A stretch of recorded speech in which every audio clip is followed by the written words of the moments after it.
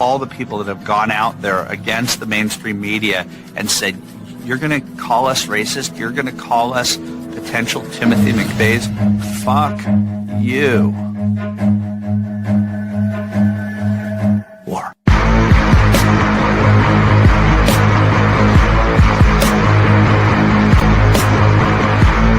He's seductive. Quite sure he's right. Obsessionally neurotic. Pretty dangerous, in fact. Let us never tolerate outrageous conspiracy theories. Do you mean you doubt your powers to convince him? Say it! Say it! All right, I'll say it. Worse than that. What I'm afraid of is his power to convince me. We're talking about putting a manifestly irresponsible man on national television. Sweetheart, be reasonable. War. This is the end game.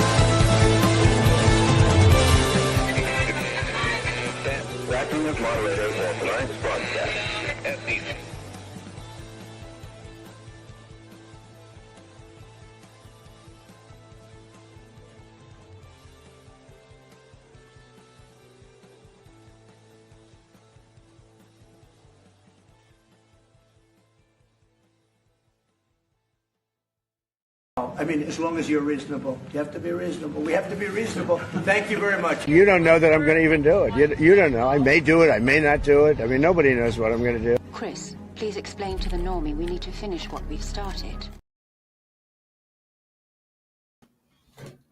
All right, everybody. It is Friday, July 25th, 2025, the 187th day of the Golden Age. I'm your moderator, Chris Paul. Let's be reasonable. Happy Friday. Happy subscriber stream day. If you guys have any questions, I will try to pay attention to the chat on Rumble Premium and on Substack and try to get to whatever you guys might ask. But we have plenty to talk about today. And I actually want to get started with a piece of a video that I showed, I think, last week of Marc Elias. I was on Badlands Daily this morning and Brian brought this video up, and I'm amazed at how these people will reveal their true selves without any hesitation, because they are so convinced of their rightness and goodness that they can't imagine anybody else ever having a problem with it. Of course, this is what should be done, they think. So here is Marc Elias suggesting that they will weather the Trump, Russia, Epstein files storm by pretending it's not there. I'm just imploring the media, do not report this as a legitimate investigation. Do not report this as they're opening a investigation into John Brennan. We will see where it goes. Report this as the misuse, the abuse, the authoritarian takeover of the Department of Justice.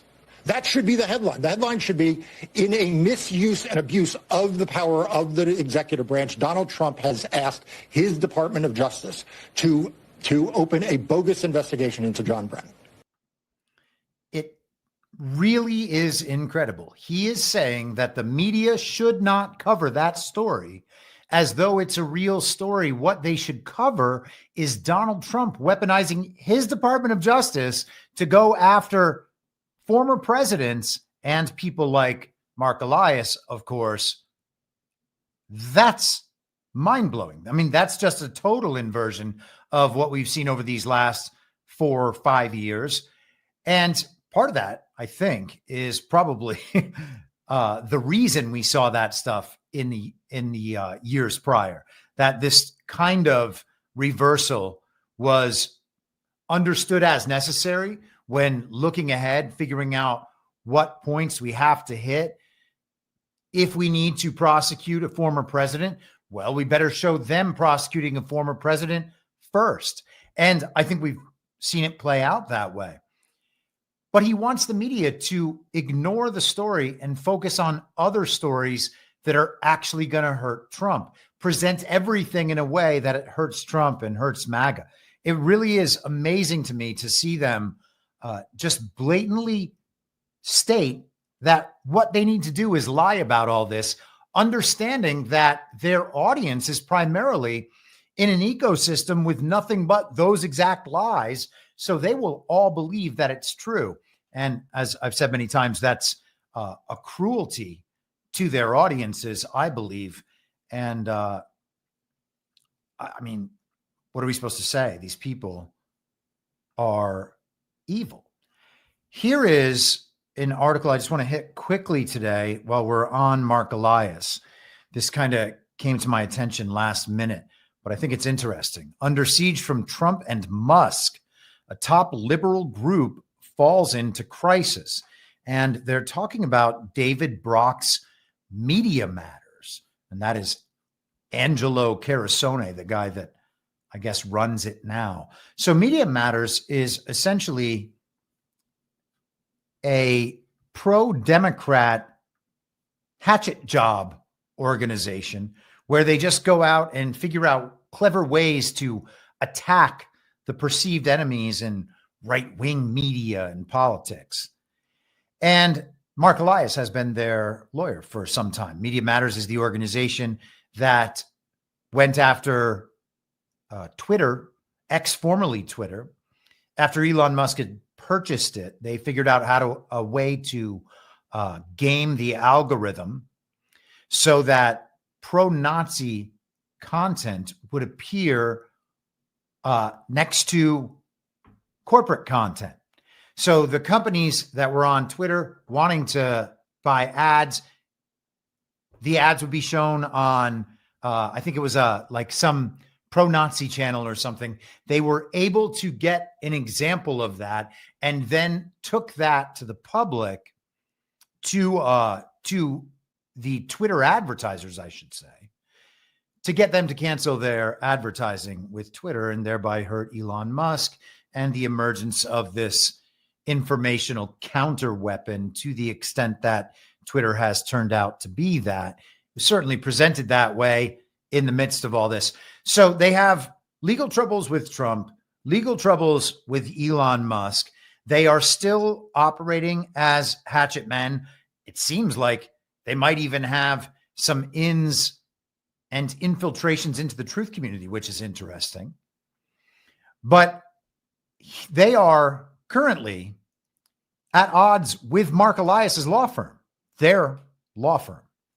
After Mr. Trump retook the White House last fall, Mr. Brock was brought back into the Media Matters fold to help navigate the X litigation, but he soon clashed with others and has been sidelined. Some involved in the group wanted it to consider declaring bankruptcy or making concessions to settle the litigation, since Mr. Musk, the world's richest man, seemed undeterred by the cost or the setbacks. X filed lawsuits against Media Matters in other countries, including Singapore and Ireland, in what lawyers for the advocacy group called a vendetta-driven campaign of libel tourism. When a U.S. federal court ruled that the Irish case should be shut down and the Singapore one paused, X appealed. In early February, frustrated by what some at Media Matters saw as the high cost and slow pace of their lawyers at the influential Democrat firm Elias Law Group, the advocacy group began transitioning the X cases to different law firms. An Elias lawyer notified the group that it owed roughly $4 million. We understand this case has been and remains very difficult for everyone involved, as was Musk's intention when he brought it. Ezra Reese, the chair of Elias's political law group, wrote in an email to Carusone and Media Matters lead fundraiser, Mary Pat Bonner. Mr. Reese offered to wipe away about half of the unpaid tally in exchange for payment of $2.25 million within about a week.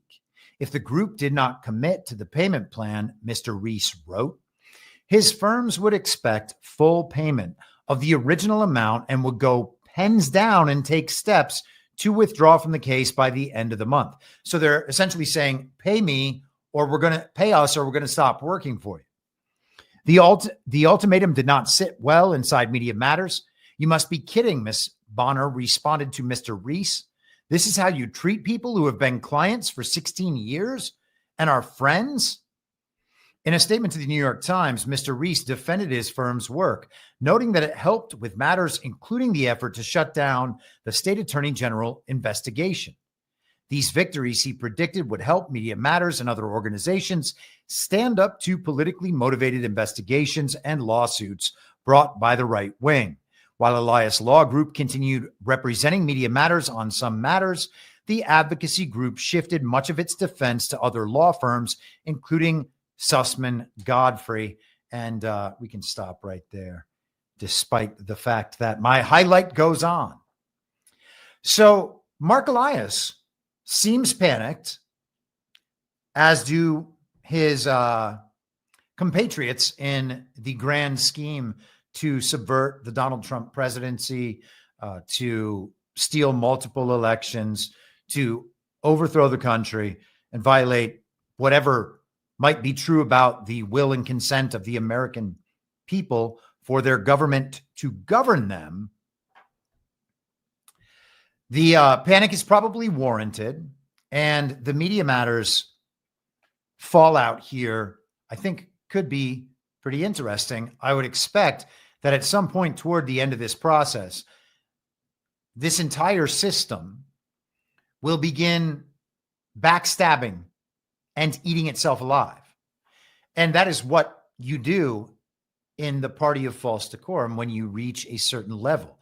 Everyone is there as a product of their corruption, their compromise, and their willingness to help the regime by doing whatever the regime needs them to do. That's how you ascend through the top rungs in the party of false decorum construct.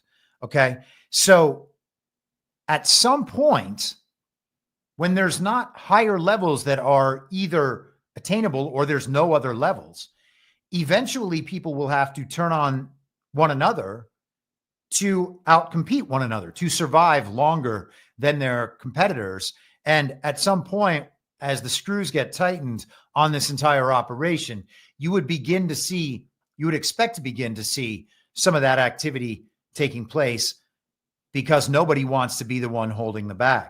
So Marc Elias and Media Matters having a spat is quite interesting. Okay. Steve Bannon did an interview back in late April for the PBS show Frontline. And that interview never came out until yesterday for whatever reason. I don't think I've ever seen it. It doesn't seem like others have ever seen it. I clipped some of it yesterday. I can't remember who in my Telegram chat put that in front of me. Maybe it was Starborn. And if it was, thank you.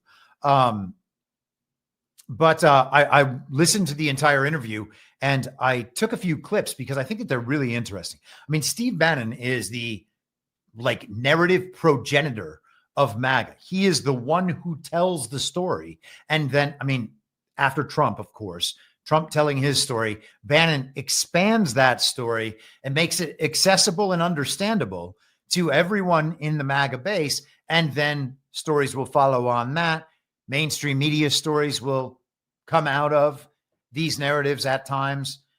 So here is Bannon talking about the Trump administration's pursuit of these law firms, like the one that Marc Elias owns.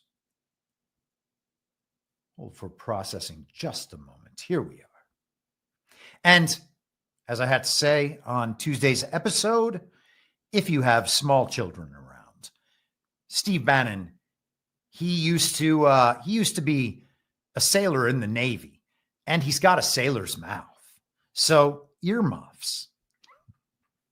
Say, all of the rhetoric, calling for impeachment, the radical left lunatic, that this rhetoric that's not the type of thing the president should say. He should appeal. He should abide by the court ruling and not. Listen, by the way, was there any complaint from PBS or was there any complaint by the Democrats on the on the rhetoric used against the judges when the Roe v. Wade decision came out and they had to have police protection at their houses. I don't remember anything about the rhetoric being too high. You guys are so fucking phony on the face of it. This is why we're defeating the left. The American people, as they see this, they go, these guys are a bunch of fucking lying scumbags, which you are, a bunch of lying fucking scumbags. You try to terrorize Supreme Court justices over a decision that didn't go your way. And now I'm a huge believer, but playing by the system. The system, we should get these judges, and I'm an advocate. I'm not saying impeach them right now. That's for the House of Representatives to decide. However, the Judiciary Committee should immediately get Beryl Howell and was it Boasberg in immediately for a public hearing about their conduct. Absolutely. And let's put it before the American people. Let's put it what these two have done. These two are radicals. Put them on notice. You put them through this process, whether you impeach them or not, all these other judges are going to fold. Here's what we know. If you take power and exert it, this system's not so tough. You know why? They're all gutless cowards. They've all hid behind the system for decades and decades and decades. So the university administrators, they're not that tough.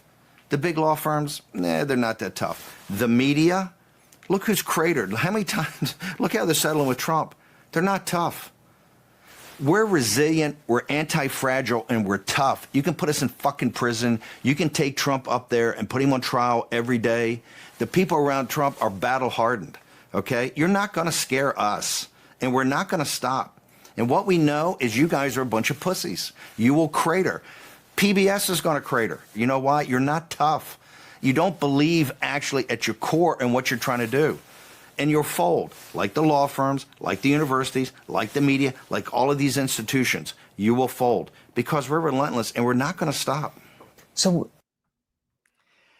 I mean, I love that. I think he is exactly right. I think that he's got the dynamic down pat when it comes to the personalities on either side.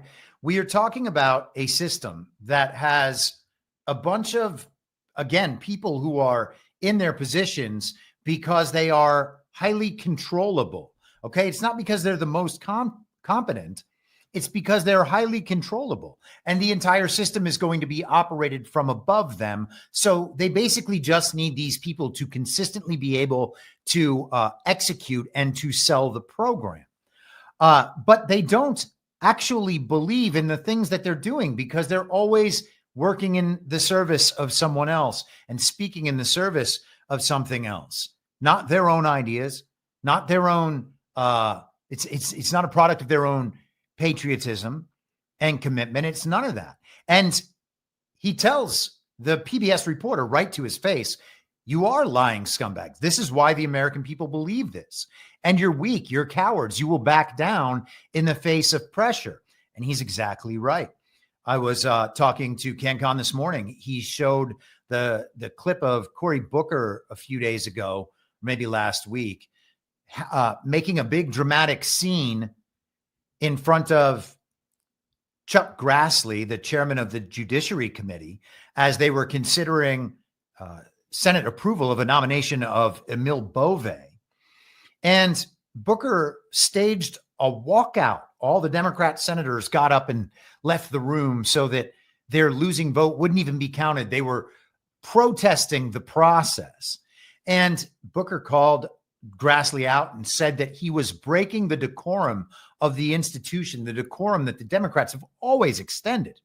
And what he was doing there was appealing to the Senate's own rules when the Senate's own rules don't actually matter relative to the Constitution. Okay? The Constitution can be upheld. If the Senate's rules are creating a roadblock there to something constitutional, why would that have to be respected? It's just a gentleman's agreement at that point, which is a projection of abstract power. And it doesn't have to be respected or regarded in the face of actual power, of the ability to move forward despite what the opponent might want. Now, a couple more clips from that Bannon interview. This clip, I was going to lead off the show with this, but I kind of changed the order around a little bit. I think you'll see why, because Bannon kind of gives the big picture of what the last few years have been from the Trump side looking forward. People have to understand there was never any doubt with his inner team and himself that we were coming back and winning. That's what I think is lost on people. They sit here today and say, well, oh, this stuff's so overwhelmed. You know, Rachel Maddow's now doing the show every night, 100 days for her first 100 days because she's got to be the anchor. And they're like overwhelmed by these actions. This gets back to the fact he had a core group around him and drew in public intellectuals. And he had working class people in the precinct strategy. That team 100% not just believed but knew that Trump was returning, Trump would win the primary, Trump would win the presidency, and that we had, starting on January 20th of 2025, would have a mandate to make these changes, to basically get America back to being a constitutional republic. Those years of 21 and 22, when we were deep, all our banks were gone, our credit cards were gone, no law firms. What Boris Epstein did, I think, is underrated. He put together a team, kind of a pickup team of lawyers, right? Because none of the big law firms would represent Trump. And so in the years 21 and 22, of which the tremendous legal pressure came on President Trump. And that's where you saw the power of these law firms. These law firms combined with these private equity institutions are too powerful. They've actually taken on a life that the American people don't quite understand. They're not like law firms when I was at Goldman Sachs about Sullivan and Cromwell, or how powerful Sullivan and Cromwell was back in the 1950s and 60s. We can leave it right there. The part I wanted to, that's a 5-minute long clip, and I don't want to spend the time on it right now. But that first segment there, where Bannon is talking about how the victory was never in doubt. Trump coming back, never in doubt. The victory in the primary, never in doubt. The victory in the general, never in doubt. Because it was never in doubt. I know that it's too difficult for many people out there to get on board with that sort of claim, that all of this was just scripted and planned. There was no other direction things could have gone. It was just this program that would be rolled out to the American people. It was a narrative layer to give people a way to understand the changes the country is undergoing. And we can understand that to be true from both sides. And when we understand that, again, you know, this is something we talked about a lot at the beginning of the year in terms of hijacking the Great Reset. But that's why you have to be extra cautious to make certain that this thing isn't going to just be led off course by the momentum of consensus that we believe is forming. It actually has to be seen through to the end, regardless of whether or not these last few years have been scripted, whether or not there was something else going on in the background. And I don't know how else to take that. Were they just so confident that the American people would back them? Maybe. Were they confident that they could beat the election rigging system? Maybe. But as we talked about all last year, the ability to be announced by the television as the winner of an election is only a function of the narrative. There was no narrative that would have allowed Joe Biden or Kamala to have defeated Donald Trump last year. It doesn't matter who controls the election infrastructure at that point, or the political parties in states as they, do their horse trading to figure out who becomes the candidates for the general election. No doubt at any point that Trump was coming back, winning the primary, winning the general election, and going to implement this program. And I can't imagine that any of them did have any doubt. They knew exactly the hand that they possessed. They still haven't played their trump cards. And we are at this point right now. So I would suggest that a lot more is going on there than just spontaneous political situations playing out. I don't think it's that. Okay, one more clip from Bannon, and then we will move on. He makes the populist economic argument here. I think it's just great. I believe that $4.4 trillion of wealth, stock market, bonds, etc., have accreted to the top 1%. And that's more than the bottom 50% of our country. It can't go on. We've had the massive since the bailout of President Obama and the progressives, and that's why he's kind of a tragic figure, because he depended upon his Wall Street guys about the bailouts of the crash in '08, which he had nothing to do with. That was all dumped on him when he won the presidency. In fact, the reason he won the presidency, I think people said, hey, you know, I don't know about John McCain said, but the Republicans were in charge. We got to have change on this. He reverted back to a standard. The people that caused the problem came up with a solution. We've never really gotten over that. And you had more concentration of wealth in President Obama's term than you ever had in the history of the country. And this is why I say everything you see on cable TV or all this stuff on Capitol Hill is performative. That's not the real story. The real story is about money and power. And money and power are going to the top 1% more and more and more. That was the start of it. Then you see during the pandemic, you had another great concentration of wealth. That's what needs to be broken here. You need to break that. If you don't break it, and one of the reasons is that the elites in the country don't mind this massive spending because it's helping their hedge funds. It's helping their defense contractors. They want the spending. This is why it's so tough to even talk about cutting spending here. And trust me, they're not worried about what happens to the American people. Are they not going to get this program or that program? They want to have this continuous spending until we get a grip of that. And one of the ways you have to get a grip of, you have to downsize the government programmatically. You just can't do everything that you've been doing and paying for. And principally, this is why I'm an advocate, strong advocate, until you get to the Defense Department, and it shouldn't be lost on anybody, that DOJ has been, we're the ones on our show that said you got to cross the Potomac, you got to cross the Potomac. You can't just be running around on Social Security. You got to get to the Pentagon. They've been at the Pentagon for 9.5 weeks, 10 weeks. I haven't heard one chirp, right, out of that festering sore of they spend $900 billion a year. Trust me, there's a little bit of waste, fraud, and abuse over there. We haven't seen one email, one Twitter post on anything. I think they announced a couple of weeks ago, Sean Parnell announced they found $80 million, which is basically Uber money over there. So it's all performative. That's why you had it. And for your audience has to understand, this is not going to be easy.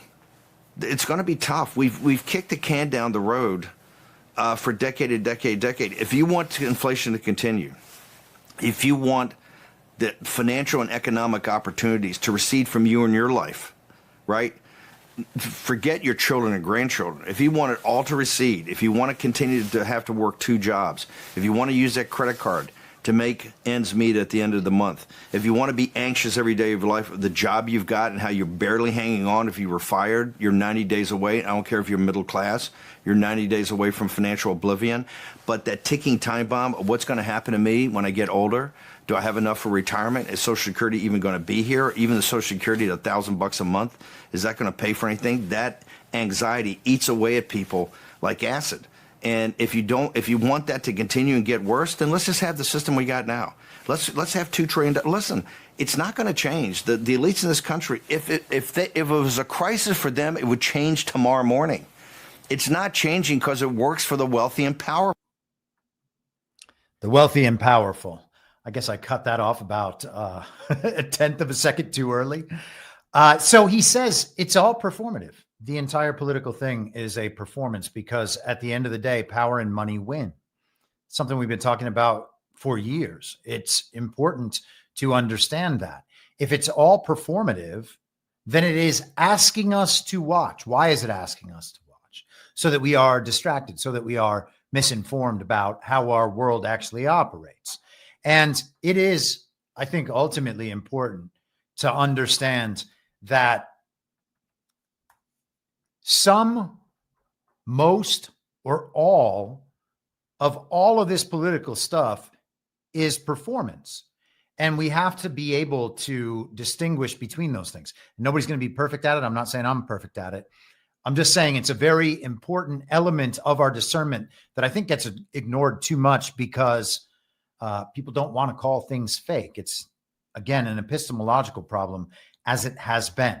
Okay, so let's talk about Tulsi Gabbard.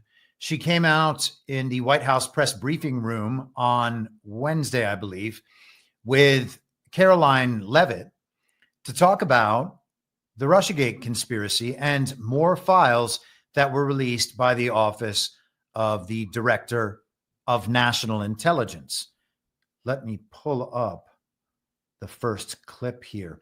Yes, so we talked on Tuesday about how Donald Trump had said from the Oval Office, Barack Obama committed treason. This is a treasonous conspiracy. That takes us to a new level. And the media, of course, had their requisite meltdown in the evening on Wednesday night, or I guess that was probably Tuesday night, talking about how Donald Trump had crossed all the lines. What he was doing was totally out of control. This, again, is a weaponization of the Department of Justice and our legal system in general. You can't go after Barack Obama, even if he committed treason. Well, here is Tulsi Gabbard on Wednesday. We've released a declassified oversight majority staff report that was produced in September of 2020. The stunning revelations that we are releasing today should be of concern to every American. This is not about Democrats or Republicans. This has to do with the integrity of our democratic republic and American voters having faith that the votes cast will count. There is irrefutable evidence that detail how President Obama and his national security team directed the creation of an intelligence community assessment that they knew was false. They knew it would promote this contrived narrative that Russia interfered in the 2016 election to help President Trump win, selling it to the American people as though it were true. It wasn't. The report that we released today shows in great detail how they carried this out. They manufactured findings from shoddy sources. They suppressed evidence and credible intelligence that disproved their false claims. They disobeyed traditional tradecraft intelligence community standards and withheld the truth from the American people. In doing so, they conspired to subvert the will of the American people who elected Donald Trump in that election in November of 2016. They worked with their partners in the media to promote this lie, ultimately to undermine the legitimacy of President Trump and launching what would be a years-long coup against him and his administration. We're here today because the American people deserve the truth, they deserve accountability, and they deserve justice. The records that we released on Friday that were ODNI records, Senator Chuck Grassley's release on Monday of what is known as the Clinton Annex, which was an appendix to the Department of Justice Office of Inspector General's 2018 report, as well as the House Intelligence Committee's majority oversight report that we're releasing today, all come back to and confirm the same report. There was a gross politicization and manipulation of intelligence by the Obama administration intended to delegitimize President Trump even before he was inaugurated, ultimately usurping the will of the American people. I'm going to go over the key findings from the House. Usurping the will of the American people. I was going to say something else about that, but let's go to the next while I collect my thoughts. Tulsi Gabbard making the case. She kind of lays it all out here. The intelligence community excluded significant intelligence and ignored or selectively quoted reliable intelligence that contradicted the intelligence community assessment's key findings on Putin's alleged support for Trump. Including this intelligence reporting would have exposed the ICA's claim as implausible, if not ridiculous. The intelligence community assessment omitted reliably sourced information, such as how some Russian intelligence officials were, quote unquote, planning for candidate Hillary Clinton's victory, while others assessed neither Trump nor Clinton would respect Russia's interests. As was reflected in the ODNI documents that we released on Friday, multiple intelligence community assessments released in the months leading up to the November 2016 election concluded that Russia had neither the intent nor capability to impact the outcome of the U.S. election. On December 5th of 2016, the FBI and ODNI gave the House Intelligence Committee its first post-election classified briefing, in which there was no mention of Putin aspiring to elect Trump by either agency. The Presidential Daily Brief, drafted on December 8th of 2016, stated that no Russian or criminal actors impacted vote counts. This document was pulled just hours before it was to be published due to quote-unquote new guidance. If it had been published, it would have been briefed to both President Obama and President-elect Donald Trump. On December 9th, 2016, a National Security Council meeting was called to gather President Obama's senior national security officials, which included CIA Director Brennan, then Obama DNI James Clapper, Susan Rice, and others. Following that secret meeting, DNI Clapper's assistant sent an email to the intelligence community with the subject line, POTUS tasking on Russia election meddling, tasking ODNI leaders to create a new assessment per the president's request. The House Intelligence Committee oversight report that we released today reveals that, quote, unlike routine intelligence community analysis, the intelligence community assessment was a high-profile product ordered by the president, President Obama. It directed senior intelligence community agency heads and created an intelligence community assessment limited to just 5 analysts, using one principal drafter.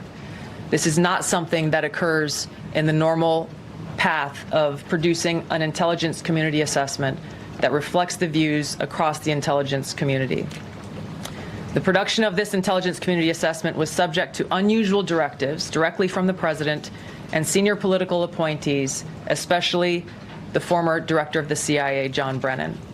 The House Intelligence Committee oversight report also shows how later that same day, on December 9th, Brennan ordered the publication of quote-unquote substandard reporting on Russian activities, which had previously been withheld from publication of prior assessments because the information was judged, quote, to have not met long-standing publication standards. Some of the information later used in the Obama-ordered assessment over the objections of veteran CIA officers was, quote-unquote, unclear or from unknown sources.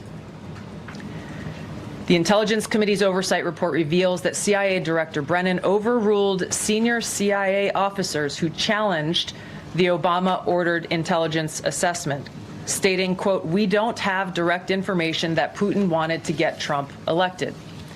Yet, the Obama-directed assessment was published on January 6, 2017, which explicitly stated, quote, we assess Putin and the Russian government aspired to help President-elect Trump's election chances when possible by discrediting Secretary Clinton and publicly contrasting her unfavorably to him, end of quote.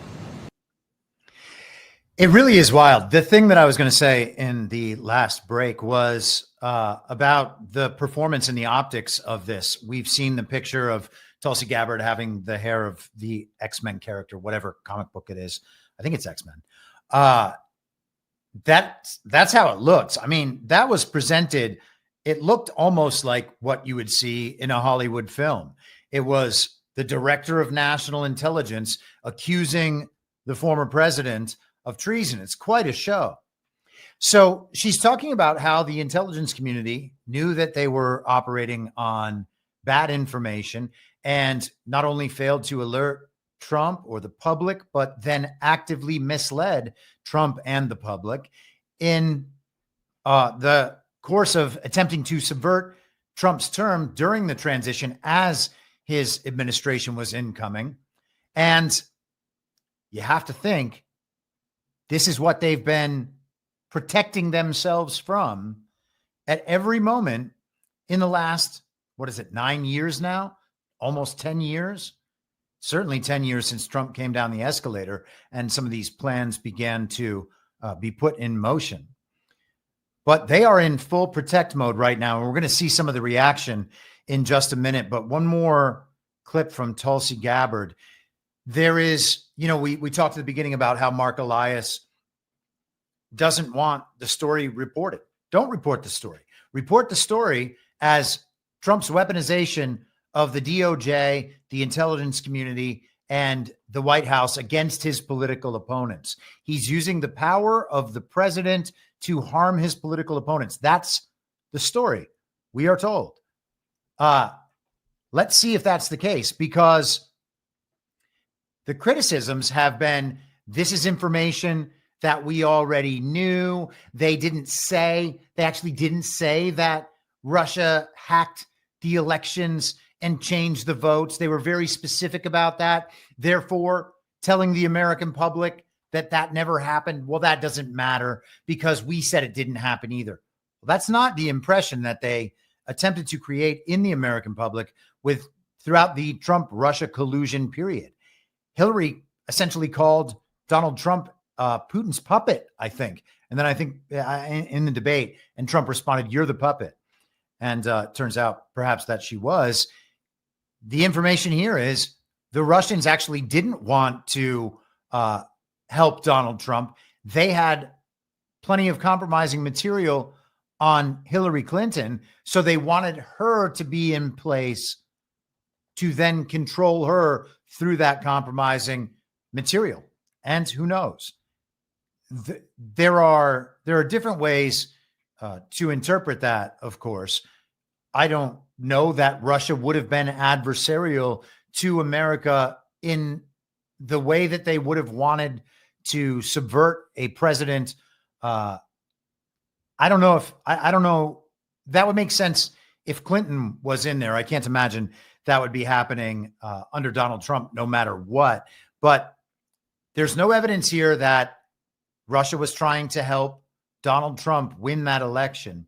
That is exactly what the administration at the time, Obama and Biden, Hillary Clinton and her campaign, and then the intelligence community and the FBI, they allowed that to be Americans' understanding of the state of things. And that is a travesty. So here is Tulsi Gabbard answering some of the criticisms. 2016 election, but did not successfully manipulate any votes. How do you respond to critics like former President Obama and also others on the Hill who say that the administration is conflating apples and oranges here, conflating allegations of actual hacking of voter machines and allegations of interference generally? I think it's a disservice to the American people that former President Obama's office and others who are criticizing the transparency that is being delivered by releasing these documents. They are doing a disservice to the American people and trying to deflect away from their culpability in what is a historic scandal and negative action towards the American people and our democratic republic. The answer to that statement can very clearly be found throughout all of the documents that we have released. Again, showing that Russia has took action to try to sow discord in the election, but showed no preference for or against any singular candidate. You've long been an opponent of weaponization in government. How do you respond to criticism that referring Obama administration officials and even potentially the former president is just more weaponization and this is a potential race to the bottom? I think that's a very disrespectful attack on the American people who deserve the truth. They deserve to have faith and trust in the integrity of our democratic republic, which has been undermined by President Obama through his direction of this manufactured fake intelligence document, knowing that it was filled with lies and knowing that it would and could then be used for all of the actions that came after. Carolyn, and I would just add, there needs to be accountability for that weaponization, Phil, that we've seen. And no one has been a victim of the weaponized government more than President Trump, not just because of this political scandal. You all recall his house was raided. So I think, it's very disingenuous for people to say, how dare they speak of former President Obama about this based on evidence and based on intelligence when the former president of the United States, Donald Trump's home was raided, when he was forced to sit in a Manhattan courtroom and many other courtrooms across the country for crimes he never committed, when he was impeached and indicted, and the entire country witnessed that. That's the weaponization of justice. Now the president is back because the American people see the truth. Nearly 80 million Americans reelected him back to this office, and he believes that we need to have justice and accountability. And I think the nearly 80 million Americans who reelected him agree. Yeah, that is absolutely a good point. It is, as Tulsi said, disrespectful to the American people to tell them that the that the usurpation, attempted usurpation, that the treason they have witnessed, that none of it should be investigated, that no one should be held accountable, because to hold people accountable would be a weaponization of government. And Caroline Leavitt jumped in and said, well, the government has been weaponized against Trump and his supporters beyond anyone else. And Trump, of course, beyond anyone else. And they weren't complaining back then. Back then, it was all okay. Everyone calling this a weaponization of government thought that that was totally justified because they believed that Donald Trump had actually attempted to steal an election against Joe Biden and his 81 million real lawful American votes. All of that was insane, of course. An extra 27 million votes just appear out of nowhere, and Trump was the one stealing it? It really is incredible. Let's continue with some of the fallout from this event on Wednesday. This is The Hill from yesterday. DOJ launches strike force to investigate Obama officials over 2016 election. The Justice Department said late Wednesday it had formed a strike force to investigate potential next legal steps after DNI Tulsi Gabbard released new documents about the 2016 election. The documents do little to suggest wrongdoing by the intelligence community in seeking to investigate Russia's efforts to influence the 2016 contest. But Trump administration officials have nonetheless said Obama officials should be held accountable, while President Trump accused the 44th president of being guilty of treason in connection with the incident. The Department of Justice is proud to work with my friend, Director Gabbard, and we are grateful for her partnership in delivering accountability for the American people. We will investigate these troubling disclosures fully and leave no stone unturned to deliver justice. And so the strike force apparently is being set up so that they can kind of gather all the necessary personnel and resources to be able to properly investigate all of this. And of course, it should be investigated. The reaction was swift and severe from all the people implicated in exactly these problems. Here is Andrew McCabe. It agrees in large part with what we determined, but of course differs on that count. Mm-hmm. So the idea that she would use this discussion around sourcing and intents of Russians as some sort of springboard for charges against Barack Obama or John Brennan or Jim Comey or anyone else is absurd. And she either knows it's absurd and she's doing it anyway, or the director of national intelligence actually doesn't understand the nuances of intelligence, which should concern a lot of Americans. The nuances of intelligence. When the president asks you to create a document where all the claims are falsified, that's just a nuance of how intelligence works. And if Tulsi Gabbard knew that, well, we wouldn't be having these problems. Treason is just how the intelligence community works. Overthrowing countries, it's just a nuance of the intelligence communities. Gotta love these people. Here is John Brennan. Gabbard, she may be impaired on the ethics front, certainly, but she's not impaired on the intellect front. And so I can only presume that she is doing this intentionally mischaracterizing, misrepresenting, and lying about what she has found. Isn't that interesting that both McCabe and Brennan use the exact same strategy to malign Tulsi Gabbard? Well, she's not stupid. She must know these things, which means that she's doing something dishonest. Really? Or the intelligence just shows exactly what she says it shows, and the implications for the American public are exactly what people are taking from it. I don't know how you're supposed to read that situation. Why don't they ever explain exactly what it was they were doing? Strange. They just want to let you know that Tulsi Gabbard, she's not a dumb person. So she must be an evil person. Here is James Clapper. Director says that she's referred these filings to the Justice Department for a criminal investigation. Tonight, we're told they formed what is called a strike force. Do you have concerns that they will attempt to prosecute you? Well, certainly I do. After 8.5 years of this, and I don't know of an intelligence product that was more scrutinized, more investigated than that product was by numerous people. It's very disconcerting. It really is. And I take seriously when the President of the United States accuses me of being a participant in a treasonous conspiracy, which is ridiculous. Yeah, what's your reaction to that? It's ridiculous. It is untrue.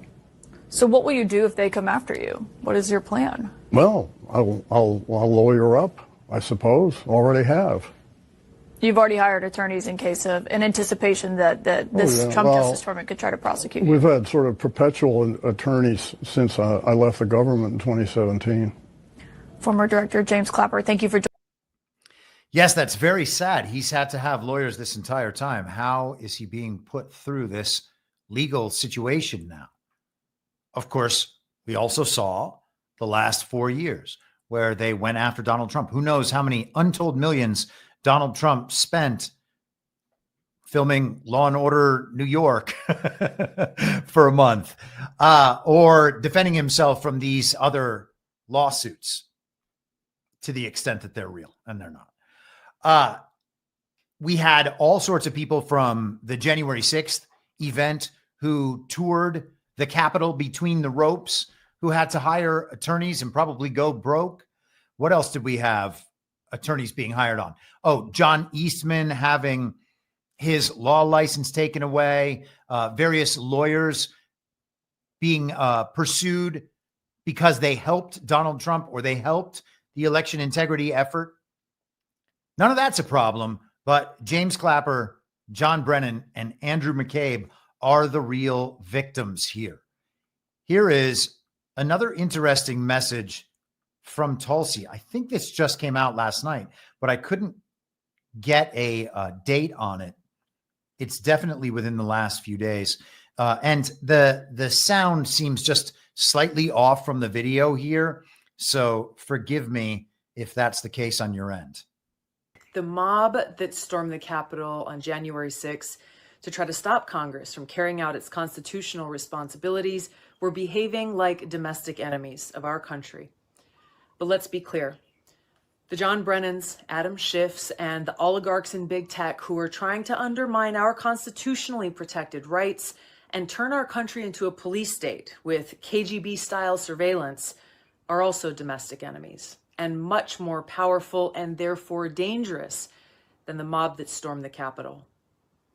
Now, John Brennan said, So I know looking forward that the members of the Biden team who have been nominated or have been appointed are now moving in laser-like fashion to try to uncover as much as they can about what looks very similar to insurgency movements that we've seen overseas, where they germinate in different parts of the country and they gain strength, and it brings together an unholy alliance frequently of religious extremists, authoritarians, fascists, bigots, racists, nativists, even libertarians. Now, President Biden, I call upon you and all members of Congress from both parties to denounce these efforts by the likes of Brennan and others to take away our civil liberties that are endowed to us by our Creator and guaranteed in our Constitution. If you don't stand up to these people now, then our country will be in great peril.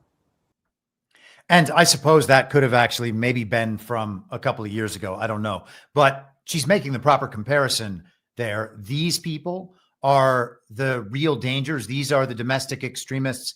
These are the people attempting to take down the United States of America. No, it's John Brennan, James Clapper, Andrew McCabe, people like that.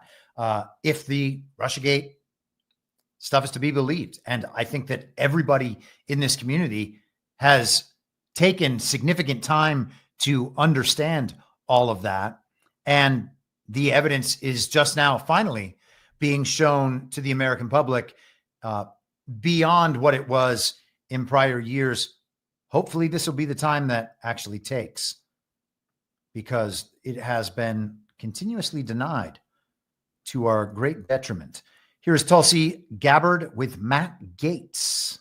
I've always wondered this, Director Gabbard, who was the highest ranking person in the U.S. government who knew that there were Russian subsources in the dossier when it was used in the intelligence community assessment?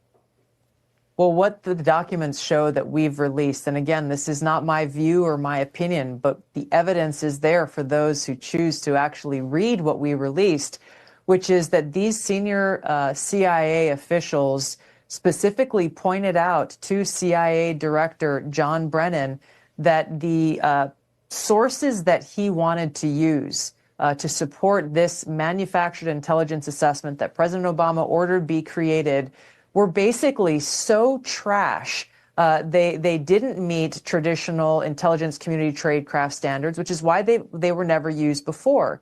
And in these four main pieces of evidence that were used, in every example, John Brennan basically overruled their objections and said, nope, you've got to use them anyway. I think the other important point here is that one of those key pieces of so-called sources that Brennan used for this fake assessment was the Steele dossier. They knew it was discredited. These senior CIA officials wouldn't even think of using it because they knew that it was not a piece of credible intelligence, nor was it a credible source. John Brennan told them to use it anyway, tried to hide it by highly compartmentalizing and classifying this document, and then went and lied to the American people and lied directly to Congress when he was asked very specifically, did you use the Steele dossier in the creation of this intelligence assessment that was published in January of 2017? And in both cases, both to Congress and the American people in an interview, he said no. Emphatically, he said no. It was not used in any way to create this intelligence assessment that President Obama ordered. Yeah, it was used. I was that congressman he lied to. I was the one who deposed him in 2023, and his willingness to disclaim any involvement in that was striking even at the time. Well, that's awfully interesting. So that was Matt Gaetz that John Brennan lied to. There are a lot of people that think Matt Gaetz might end up being the special counsel named to investigate the Epstein and Russiagate stuff combined. I don't know if that's the case or not, but it's interesting speculation. And he does have this kind of experience. And if you remember back to the John Durham hearing in Congress, I think it was the summer of 2023, Gaetz was the hammer in that meeting, trying to get John Brennan on the record about a number of things. And a lot of people took that as adversarial to Brennan and thought that Gaetz was being the bad guy because he was supposed to be there as a cheerleader. I think that Gaetz probably did his job really well. I guess we'll see in the future. But the case is pretty compelling. And the only defense is we're not going to tell this story to anybody. And it seems to be, I mean, what kind of desperation strategy is that? Just pretend the story doesn't exist, describe it a way opposite than it is. They've got a lot of experience doing that, at least. Here is Colonel Derek Harvey on War Room. Going to be more coming out because the roadmap is there. There's been a lot of work done. Durham has got classified annexes. For example, one annex that's on the Hillary intelligence plan to link Putin to Trump. That needs to be declassified. The one on the Steele dossier needs to be declassified. There are classified annexes from the Inspector General's report into misdeeds with FISA and how that played into the Steele dossier and the like. So there's a lot that still needs to come out, and there's tremendous amounts of material that's already available to the strike force, but we were never able to get access to individuals in DOJ and FBI, Kash Patel and others will tell you this. We were stonewalled by our own DOJ and our own FBI, and over at the CIA by Director Pompeo, and then later Gina Haspel, with being able to access the people we needed to depose. Now that's pretty incredible. So there's more that's going to come out, but he's also saying that during the Trump administration, they were thwarted by the Department of Justice and the intelligence community. Well, what does that tell you? Well, the Department of Justice, they pretend is some independent body, like that the president has no executive control over the DOJ. And of course, the president has full executive control over the DOJ, but they think of themselves as an independent agency, which means independent from presidential oversight. If it just happens to be the case that they don't have the president in place that they wanted. So they were thwarted from within the American government, which suggests the existence of a deep state, a bureaucratic administrative state that has been placed there to be a function of the uniparty, a function of the global regime. This is Ezra Cohen, formerly Watnick, on X, formerly Twitter. Where is he? Ah, man, I hit the wrong thing. Here it comes. There we are. So Sebastian Gorka cites a Donald Trump post from March 4th, 2017, wherein Trump says, terrible. Just found out that Obama had my wires tapped in Trump Tower just before the victory. Nothing found. This is McCarthyism. Well, okay, let's get into some McCarthyism and get rid of these commies. I'm totally on board with that.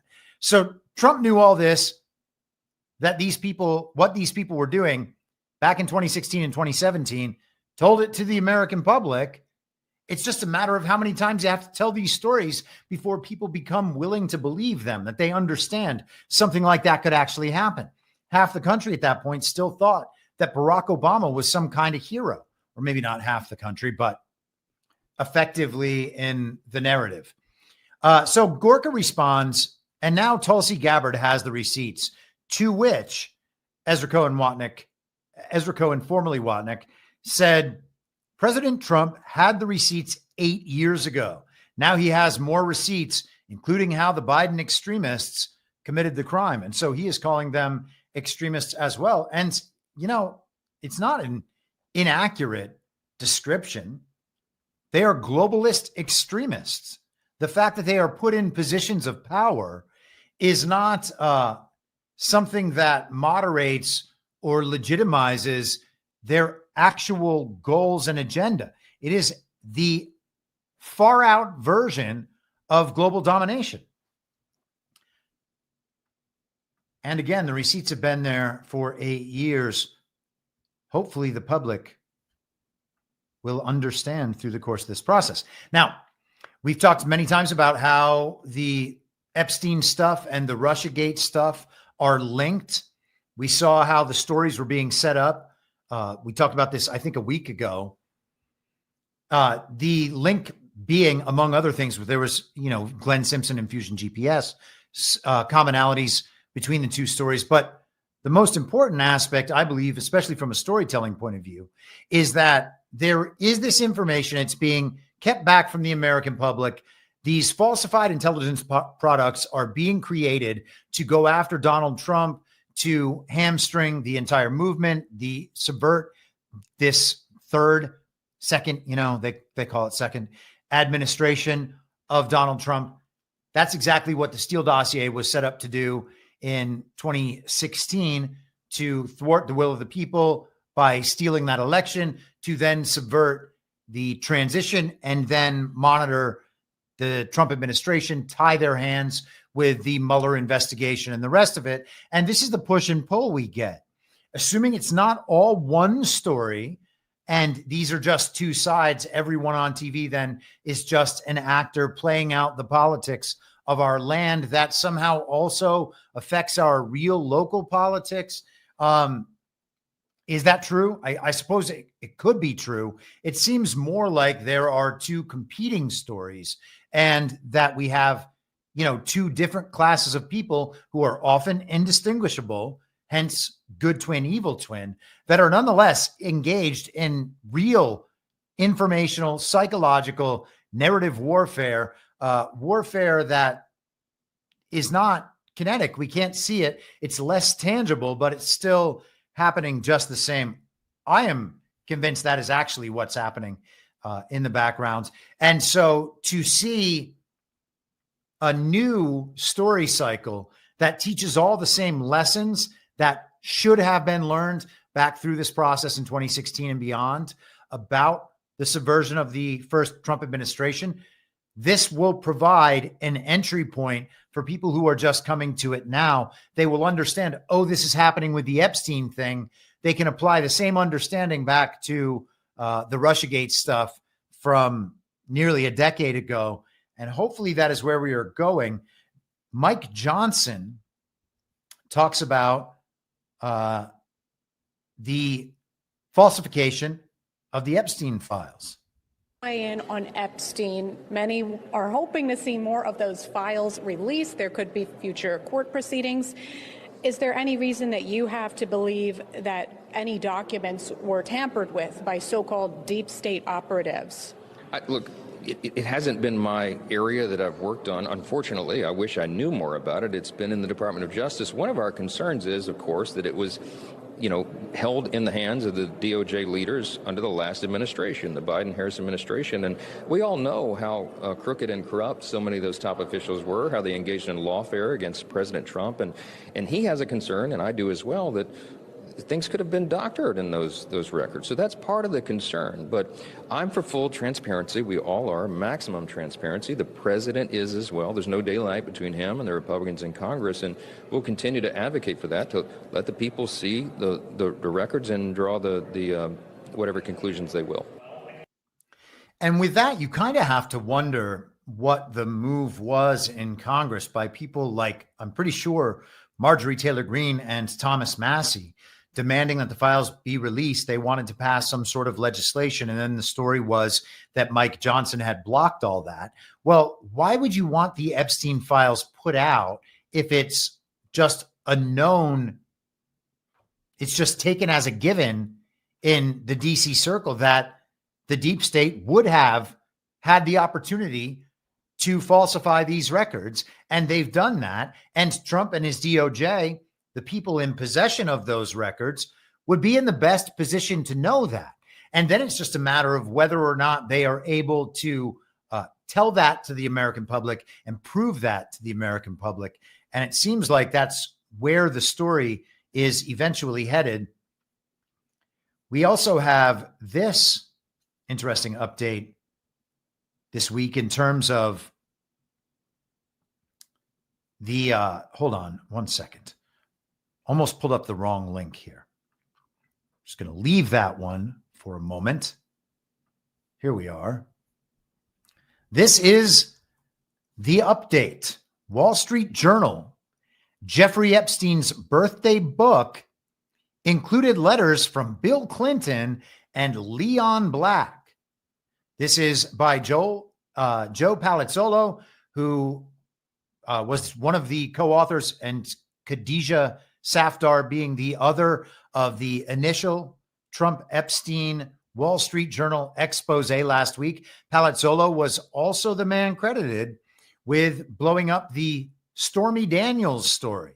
So just a purveyor of info ops, potentially. It's at least worth considering.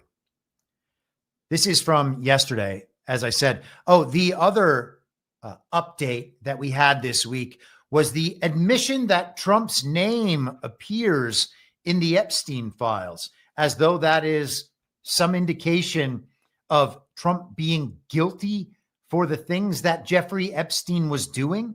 I mean, it's so ridiculous that it's impossible to believe people care about this. But you had Stephen Colbert out on television the other night, making sure that everybody knew that Trump's name was in the files. Well, what is that going to do? Again, these people are just so cruel to their audiences. It is unbelievable that they are just going to set them up with these wild beliefs that apparently they actually accept or believe or Think possible? Good luck. Here is the Wall Street Journal article.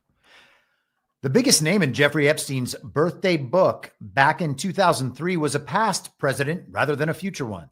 Epstein's former girlfriend, Ghislaine Maxwell, was keen for Bill Clinton and other bold-faced names to submit letters for the special gift, according to the people involved in putting it together. So that indicates that the Wall Street Journal has been in touch with the people who put this book together. In the end, she was successful. The leather-bound album, assembled before Epstein was first arrested in 2006, included a page with a single paragraph in Clinton's distinctive scrawl. You could tell it was Clinton by his distinctive scrawl. It's reassuring, isn't it, to have lasted as long across all the years of learning and knowing, adventures, and some illegible word. If you watched Daily this morning, you would have seen Brian trip up over the very same word, illegible. And also to have your childlike curiosity, the drive to make a difference, and the solace of friends. So some flowery language from Bill Clinton as well. Donald Trump had the weird back and forth, we are told. That's what the Trump card, the Trump card. That's what Donald Trump's birthday card entry and drawing accounted for. A made-up fictional conversation between Donald Trump and Jeffrey Epstein about how it's a wonderful thing to have a pal or whatever. A spokesman for Clinton declined to comment on the birthday message, which was reviewed by the Journal. He referred the Journal to a previous statement that the former president had cut off ties more than a decade before Epstein was arrested in 2019 and didn't know about Epstein's alleged crimes. The former president was among around 6 people, including Donald Trump, Wall Street billionaire Leon Black, fashion designer Vera Wang, and media owner Mort Zuckerman, who ended up with letters in the 2003 book, according to documents reviewed by the Wall Street Journal. So they are still not saying that they actually have the book. They've reviewed documents and spoken to the people who were tasked with putting the book together. Sounds like some very serious reporting. I'm sure that they are going to get their man. There's no way they've gotten this one wrong. This is the Hollywood Reporter from Tuesday. Steve Bannon's secret Epstein videos, the tale of the tapes. Just like everybody else these days, Steve Bannon has been pounding the table for the release of the Epstein files, blasting the disgraced financier as a globalist child molester and calling for full public transparency. Turns out, though, Bannon wasn't always so critical of the late billionaire. As recently as 2019, as mounting press coverage and renewed investigations were closing in before his arrest at Teterboro Airport on sex trafficking charges, as most everyone else in Jeffrey Epstein's orbit had already shunned the 66-year-old man, Bannon was still standing by his man. Now that's a little overboard. The rumpled former Trump aide reportedly advised Epstein from the shadows, joined strategy calls, and ultimately helped stage a behind-the-scenes media makeover, arranging a series of videotaped sessions at Epstein's Manhattan townhouse in which Bannon served as his interlocutor. The setup looked like a documentary shoot, a small crew, professional lighting, with Bannon lobbing tough prosecutorial questions from off camera. They were kind of a debate prep, seemingly designed to get Epstein ready for an image-changing sit-down interview with a news outlet like 60 Minutes, with Bannon playing the part of Mike Wallace. But Epstein, the Hollywood Reporter has learned, may have footed the bill for it all, throwing ownership of the footage into question. And it sounds like they are not wanting to see this footage. They are setting it up to be something bad, that Steve Bannon is joining Jeffrey Epstein in being the bad guy. The interview never took place. Some PR rehabs are just too daunting. But for months now, Bannon has been publicly promoting that footage of his erstwhile friend. And I think they mean the interview between Epstein and Mike Wallace on 60 Minutes or something.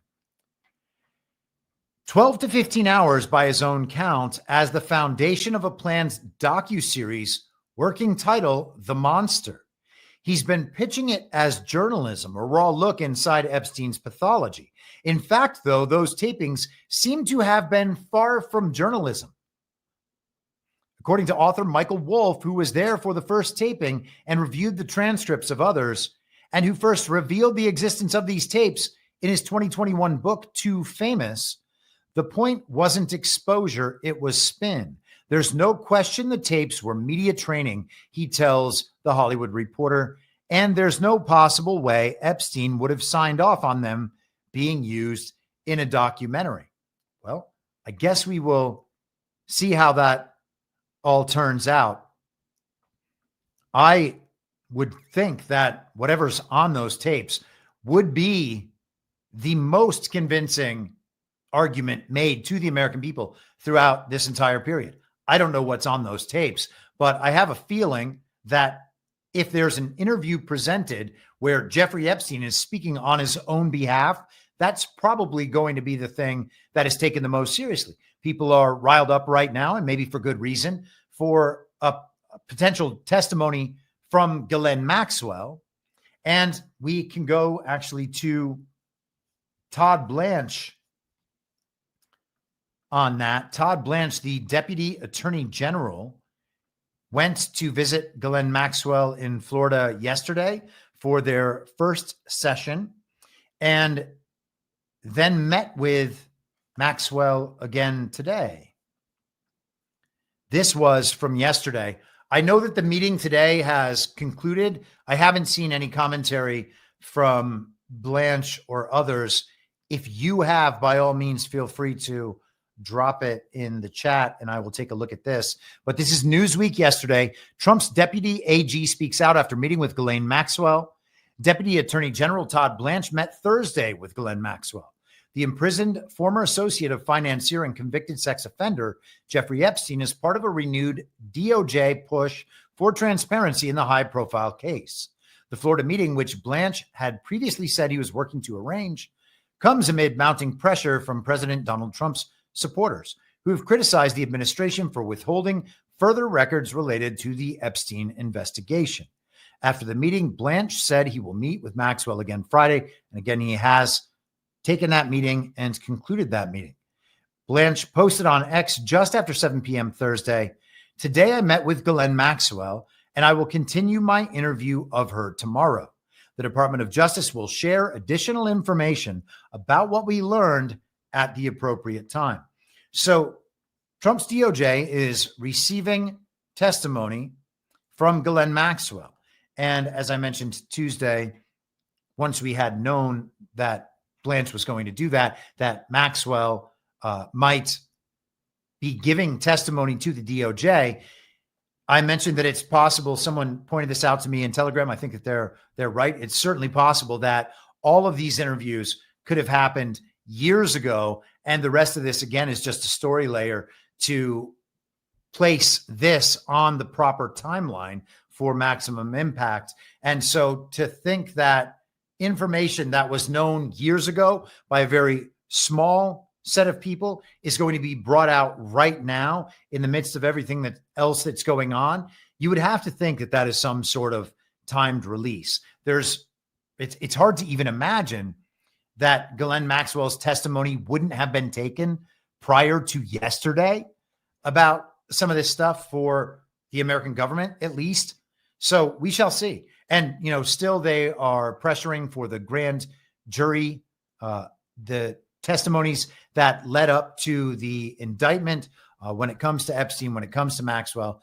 If those can be unsealed and the DOJ is trying to have them unsealed, then maybe we will have greater insight into what these two were actually doing, what information the jury had access to that maybe we didn't have access to. And we shall see. But I mean, once you're this many levels deep in an info op, that even if your true story is to be fully believed, that Ghislaine Maxwell, through her father, was an Israeli intelligence asset, as was Jeffrey Epstein. They were running a blackmail and compromise ring to get compromising material on powerful people and then bring them under control of that intelligence apparatus, which is not just Israeli, of course. It's global intelligence, Five Eyes, Israel, etc. So even if that is the story, even if that is 100% true, every bit of it, and these people are the worst criminals and pedophiles we could ever imagine, and they may well be, although I would also suggest that Donald Trump shutting down the border may be preventing the most dangerous pedophiles, which is the industrial scale trafficking operation of women and children for sex around the world. That might be a bigger priority. And there are plenty of stories that detail the horror of that whole process. So, but that aside, even if the story about Epstein and Maxwell is entirely true, that they are Israeli intelligence assets, pedophiles, sex offenders, people who were blackmailing and compromising the world's rich and famous and powerful, it's still an info op. Okay. So even at that layer, it's an info op. And on top of that layer, there are other info ops. So to understand that we don't know everything about the situation while knowing it's an info op and we don't understand everything, or we wouldn't be asking for the files. In my mind, it is one of those situations where you have to be mentally flexible about what's going on here, because, we could take the most extreme stories as true and then be angry at everybody who doesn't confirm what we believe to be true. But that would be an epistemological error, because we don't even know that what we believe to be true is true. And without knowing that, it seems then really difficult to think that you could make a plausible case about how someone else saying something that differs from our interpretation would be them trying to cover up what we know to be true based on claims that potential victims might have made, or on court testimony, or the documentaries we've watched, the research we've done, whatever it is. Man, there are curveballs yet to come in this story, but it seems like it is coming to a head. And again, of course, it's aligned perfectly with the Russiagate stuff. Here is Donald Trump addressing some of this morning.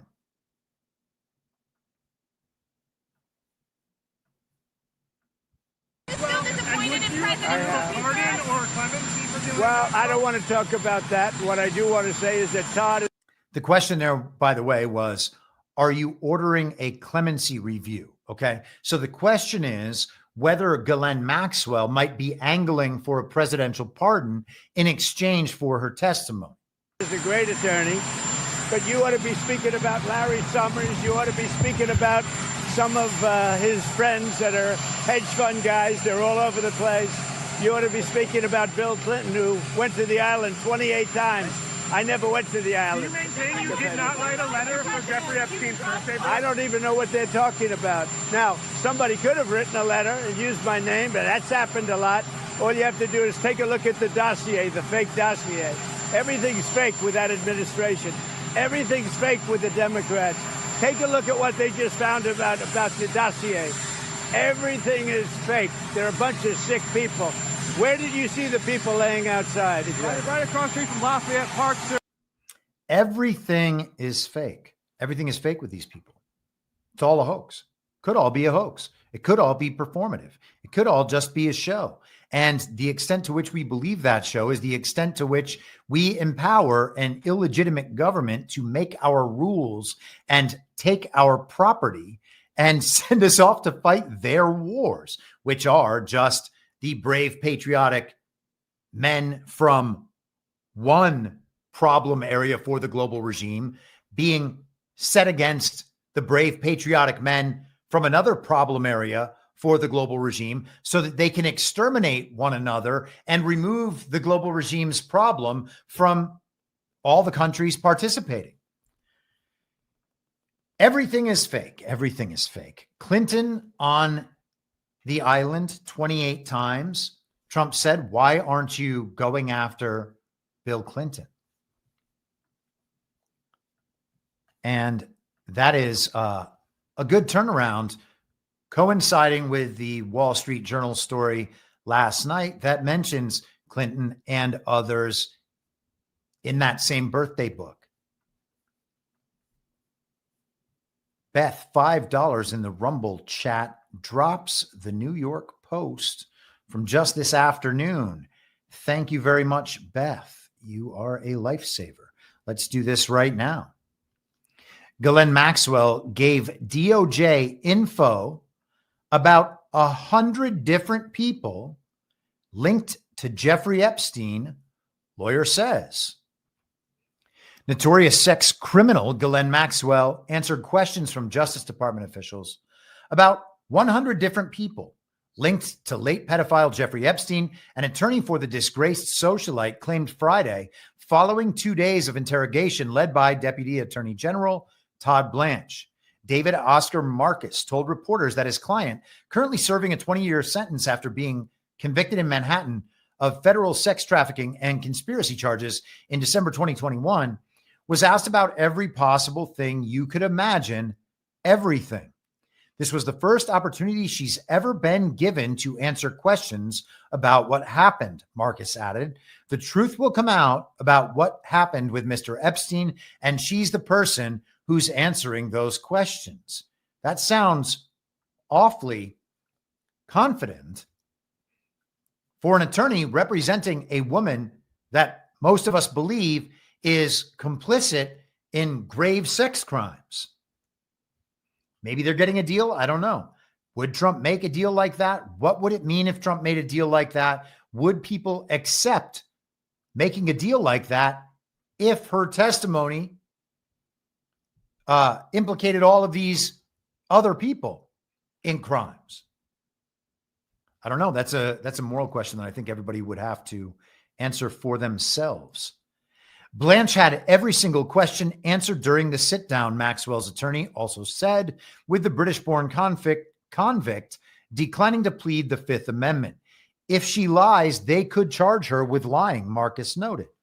They did charge her with lying, a reporter challenged him, referring to 2 perjury counts that Marcus noted were dropped by the feds after her conviction.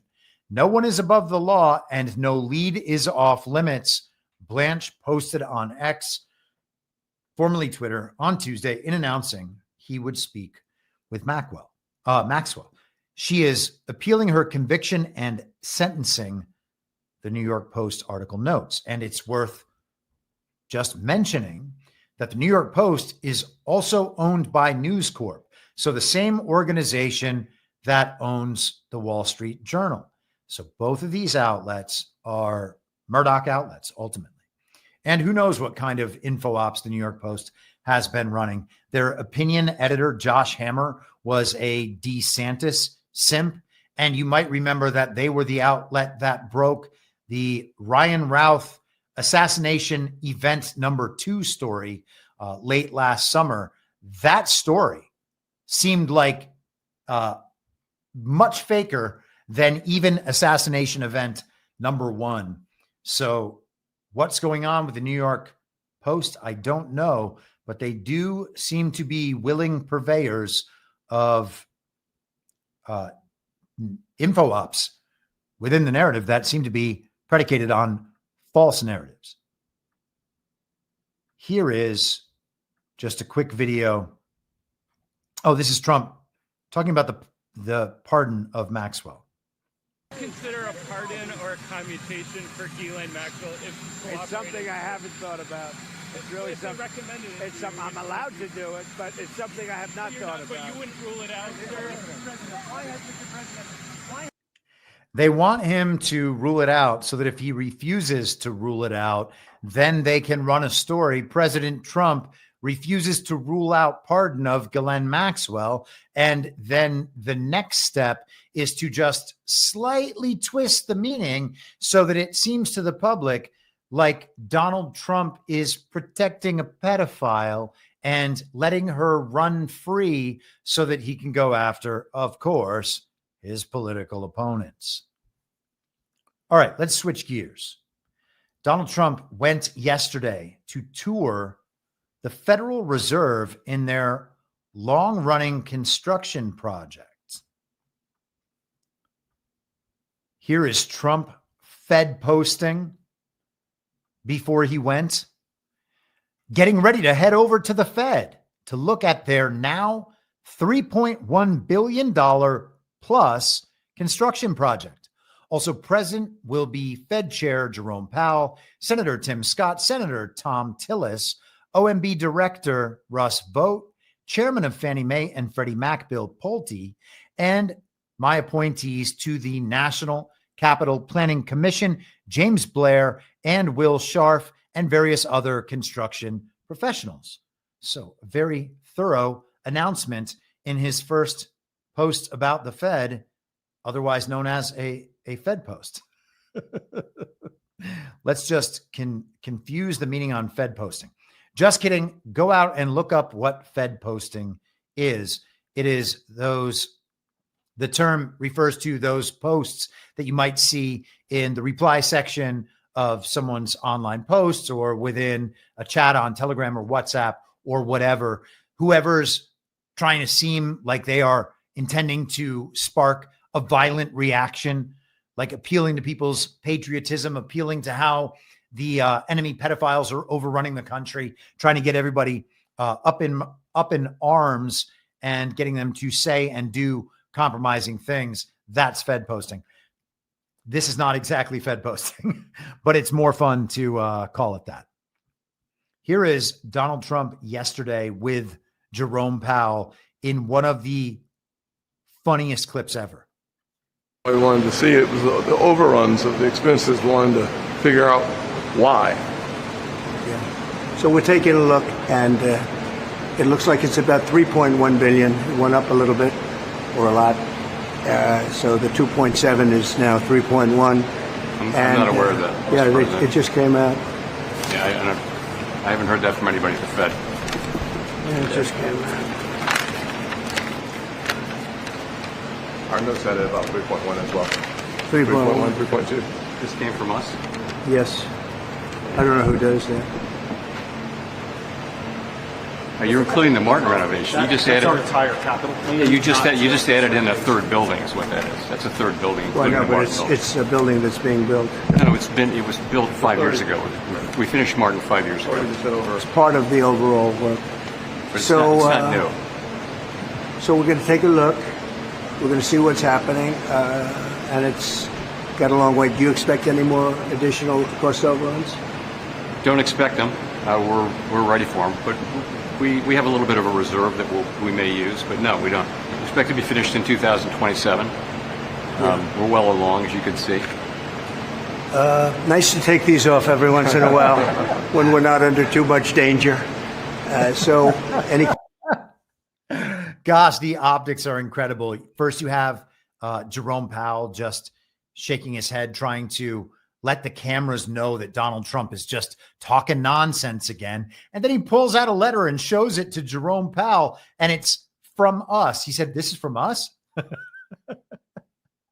So the Martin building, I guess, is another part of this complex. And that part of the building was earlier. Trump is just now apparently adding that on to the cost of the total project, which actually makes it 3.1 billion, not 2.7 billion. Then he goes and takes off his hard hat, which, you know, those things kind of look just a little weak and a little silly walking around construction projects. And I get that people wear them for, you know, liability and insurance purposes and whatever. Okay. But it does look a little ridiculous, particularly when Tim Scott right next to him is not wearing one. So Trump takes his off, and then Powell takes his off. After Powell is trying to dispute Donald Trump and getting himself shot down throughout the first part of that clip. Then at the last part, Trump takes off his hat and Powell follows suit. That is amazing. That is what it looks like to get alpha'd when you are supposedly a powerful person, as Jerome Powell must be in some regard. But then we remember back from that Bannon clip at the beginning of the show and realize that these people are actually cowards. They're not tough people. They're not proficient and competent in their jobs. They can't confidently deal face to face with someone like Donald Trump. And you just had it on display. Okay. I can't imagine that their meetings go too much different than that. That seems to be a vibe they've developed. And maybe Trump wants Powell right where he is. Maybe he's in the perfect position. I've said multiple times in this podcast, I think that when we see the interest rates change, that'll be a trigger for something additional. And, you know, we talked about just while I'm thinking of it, the $2 billion of Bitcoin brought into a Bitcoin treasury under DJT Trump Media. I've talked for a very long time about a potential acquisition of TikTok. I've never seen anything out there that suggests this or anyone else talking about it, but it's something I've been tracking for a few years. It's just one of my pet theories. It could be wrong. I think it's right, but it could be wrong. It's interesting, though, to create a Bitcoin treasury because you can then use that as collateral for much higher for purchases of much higher values. So to have that on hand rather than just $3 billion of cash, which is also important, but it's not Bitcoin, that strikes me as very interesting because it could portend bigger moves in the future. We shall see. But back to Trump Fed posting and whatnot. Here is just one more clip from Trump outside the venue talking about the problems with this construction project. Construction sites, did you see mismanagement going on or funds that aren't? Well, I see a very luxurious situation taking place. Let's put it that way. And I was given a very nice tour by the head of construction. And, you know, look, if you look over here, they're trying to open up the basement. When you open up a basement, first of all, it's the worst space. Always a basement is the worst space in a building. And it's also the most expensive space to build. And especially here because you have a water line. You know, they're going down into the water, so they have to build what's called a reverse bathtub. The water has to be kept out. It's very expensive construction. So it would have been good if they didn't build it. Would have been good if they didn't do certain other things. If you look at the kind of protection in the hall, have you been able to get in the hall? You saw the protection of plywood. I mean, that was a lot of money just to protect it for a period of time. I would have done it very gingerly and easily and not have to spend, you know, millions of dollars on protection. And there are things that could have been different. Look, there's always Monday morning quarterbacks. I don't want to be that. I want to help them get it finished. It's been going on for years, and I want to help them get it finished. And what we really want to do, and I think I can speak for Tim, and I think I can speak for the entire Senate, we can speak for everybody, frankly, is we want to see interest rates come down. Our country is booming, and the interest rates is a final little notch. And if you look at Europe, they've lowered 11 times in a short period of time. We've lowered 0. And, you know, they are competition, although we're in the process of probably making a very good deal with them, too. They want to make a deal very badly. So we're making a deal. We just completed our deal with Indonesia. We just completed our deal with the Philippines. We're making unbelievable deals, and the money is pouring in. We want to get interest rates down. And hopefully we will get to some of those deals a little bit later on, but I kind of feel like we might not. I thought I had the right number of stories today for a good long show that wasn't crazy long, and I didn't miss so many of the things that I wanted to talk about. But c'est la vie. I guess we are in the same situation that we find ourselves in almost every other episode. This is Donald Trump on Truth Social yesterday. It was a great honor to tour the renovation and some new construction of the Federal Reserve Building with Chairman Jerome Powell, Senator Tim Scott, and others. It's got a long way to go. Would have been much better if it were never started, but it is what it is, and hopefully it will be finished ASAP. The cost overruns are substantial, but on the positive side, our country is doing very well and can afford just about anything, even the cost of this building. I'll be watching and hopefully adding some expertise. As everyone knows, I renovated the old post office on Pennsylvania Avenue, and it was a roaring success. The total construction cost was a small fraction of the Fed building's cost, and it is many times the size. With all of that being said, let's just get it finished and, even more importantly, lower interest rates. So Trump talking about the old post office that he transformed into the Trump Hotel in Washington, D.C. And then, they've since sold that when Trump, quote unquote, left office. But that was a bigger space, he's saying, and he did that for far less money. Why does this project cost so much? And why does the Fed need this building? What are they building over there? Are they really building a new Federal Reserve building? I guess one day we might find out. I was there a little over 2 years ago, and in Washington, D.C., and walking past the Fed building, the entire thing was clearly shut down and a construction project. You could see those big, I guess they're ventilation tubes, I think, coming out of the building, plastic covering the windows. It was very clearly a construction site, and it doesn't look like it's advanced that far beyond that in 2 years, 3 months. It's an awfully long time. Now, I don't know what the inside of the building looked like at that point, to be fair, but you would think at that amount of money, you would be able to hire crews that would just knock it out and get the job done. And it seems like Donald Trump was alluding to some of that. Now, you could just chalk it up to the Fed being incompetent and wasteful and maybe even corrupt in the building of this new venue. But maybe there's something else going on there. We will just have to watch that play out in the world. Here is Scott Bessent on the Fed. Hold on just for a moment here. Let's go to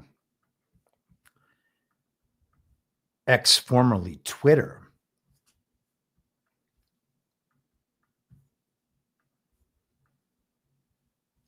This is from Bessent's own Twitter. The Fed is the house. It's a casino. The casino doesn't lose money. The players are the ones that lose money. And I'm not going to comment. I'm like you. I don't really understand what's going on with the size, the scope, the cost of the building renovations. One can ask, was it a good idea to start the renovations for an enterprise that's losing $100 billion a year? So 100 billion because of a mismatch in the bond portfolio from the short-term rates. And I think that the Fed should undertake an internal review, because I think all the other operations are endangering its independence of monetary policy. As I've said, monetary policy should be kept independent. It's a jewel box, should be walled off. But by undertaking all these other activities, then you come in for criticism, just like you're seeing here, that might impinge on monetary independence. All right. So Bessent is talking about the priorities at the Fed that go beyond their monetary policy and the things that they are meant to be doing. He's describing all of this as some kind of distraction from their purpose. And it's long been speculated that the Fed is being brought back under Treasury. Scott Bessent is the Secretary of the Treasury. There's talk that Bessent might replace Jerome Powell as Fed chair, and those things back together. Well, what does that make this new Fed building? If it is underneath the Treasury. If this has been really seized back by the United States of America to the extent that it was ever a function of the United States and wasn't just the way that we were subdued by the global regime, that the government at the time was subdued into giving them the opportunity to represent this global central bank as somehow part of the American government, despite it being wholly separate. Well, it doesn't sound like it's wholly separate anymore. And I can imagine that they're probably pretty upset with how their toys are being taken away. This is a man named, I think it's James Fishback, yesterday on War Room. And I think that this is a very interesting argument he makes. Given the sunshine laws, they've been around, everything's been in secret, I believe. What got you the idea you could use that law to actually wedge this thing open, sir? Well, Steve, it was really about using the overturn of the Chevron doctrine in the Loper-Bright case that we were able to, of course, win because of President Trump's appointees on the Supreme Court. And so what Chevron doctrine is, the War Room audience will know very well, is it gave federal agencies like the Fed deference. It allowed them to tell the courts how they wanted to interpret federal law and regulations that apply to them. The Supreme Court overturned that. And so that is a massive tailwind for our case against Jerome Powell. And I mean, this was asking for a TRO is a long shot by any stretch of the imagination in any sense, Steve, you know this. But as a conservative in Washington, D.C., forget about it. What we just heard from Judge Beryl Howell, appointed by President Obama, is that she is now moving forward with an emergency hearing on our TRO. If we are successful at that hearing, Steve, on Monday, this will be the first Fed meeting in nearly 50 years, a half century, that is open to the public. The public deserves to know what the Fed is doing during those deliberations. Because when I talk to folks, a woman stopped me the other day in the airport, Steve, and she said, President Trump is doing a great job, but Jerome Powell is too late. Jerome Powell's. Okay, so we will leave that there. But the point is, what they're trying to do is force the Fed to hold their next meeting in public. Whatever discussions they're having about what to do with the interest rates have to be exposed to the full public. Now, I don't know if this is going to work, but I do know that it's a great strategy. And thinking about the dynamic at play here, we have another, we're told, independent government agency that is under the oversight of the president, of course, and has to be. But we have another independent government agency preventing the American public from knowing what they're doing.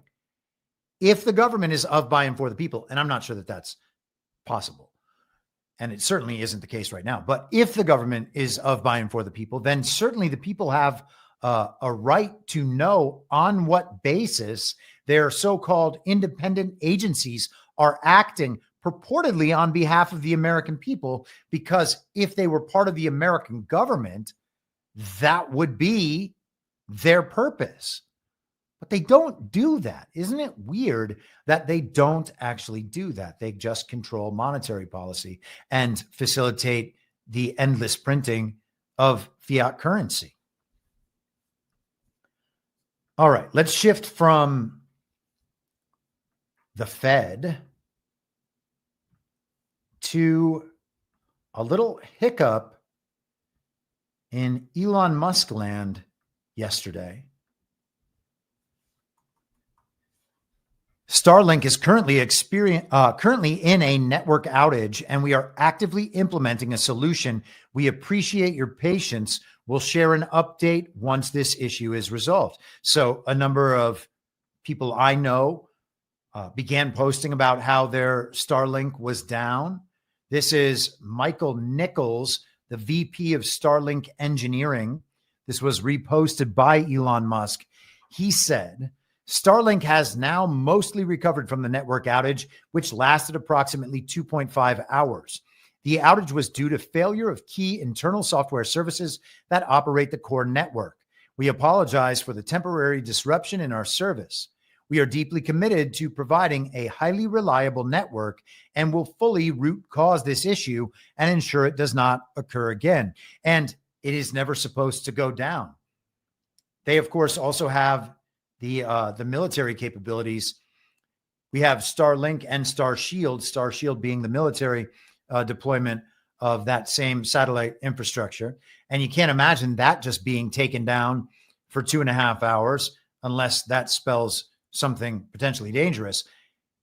I think it's at least possible, and we have to at least consider that there was just some update to the system being made, that they had to temporarily take it offline for some reason and then put it back, that it was just all initiated on that side and there was no failing of anything. In 2023, I remember when I was out on the road and visiting different places, one of the places I stayed had Starlink. And I remember specifically in September of 2023, Starlink going down some evening and there not being an explanation for it. You could call Starlink and not find out what was going on. People online were posting about it. Eventually it just came back on and it was like, hey, there was some technical error. You really got to wonder what's going on that back end, because I think that we are seeing the stepwise implementation of this parallel information infrastructure. And whenever we reach these next stages, there's always a little speed bump and then we just move on. So we'll see if my take on that is right. I don't know if it is. That is just how it seems to me, judging by the patterns that we've seen in the past and what we know about the capabilities of the system. This is Elon Musk's arch enemy and Trump's replacement, billionaire best friend, Sam Altman, on Theo Von's podcast, talking about Palantir and Peter Thiel and their company about being like a, they got to deal with from Trump about to have this surveillance, or not a surveillance state, but to create a database on most of America. But it starts to feel like a surveillance state, Do you feel like we will need something like that in order for the future? Do you feel like something like that is included in the future? So I don't know about that specifically. I think Palantir and Peter do a lot of great stuff. But I can't comment on this specifically. I'll say generally, I am worried that the more AI in the world we have, the more surveillance the world is going to want, because the tool is so powerful. The government will say, like, how do we know people aren't using it to make bombs or bioweapons or whatever? Mm-hmm. And the answer will be more surveillance. And I'm very afraid of that. So I think we really have to defend rights to privacy. I don't think those are absolute. I'm like totally willing to compromise some privacy for collective safety, but history is that the government takes that way too far. And I'm really nervous about that. Do you guys feel like the new government kind of, or do you feel like the government is still like a real thing? I don't feel like the government anyway. You don't? When the U.S. government bombed Iran recently, I remember waking up that morning and seeing that news, or whatever time it was. And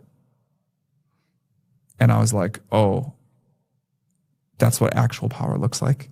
That we're in maybe someday we get there. But it was like a really stark reminder of however important we think this is. It's like there are people that have just like this unimaginable power and might and can kind of do whatever they want. And that's definitely not us. So OpenAI is not a government. The tech oligarchs do not feel like they are the true government. That's a very interesting question by Theo Von.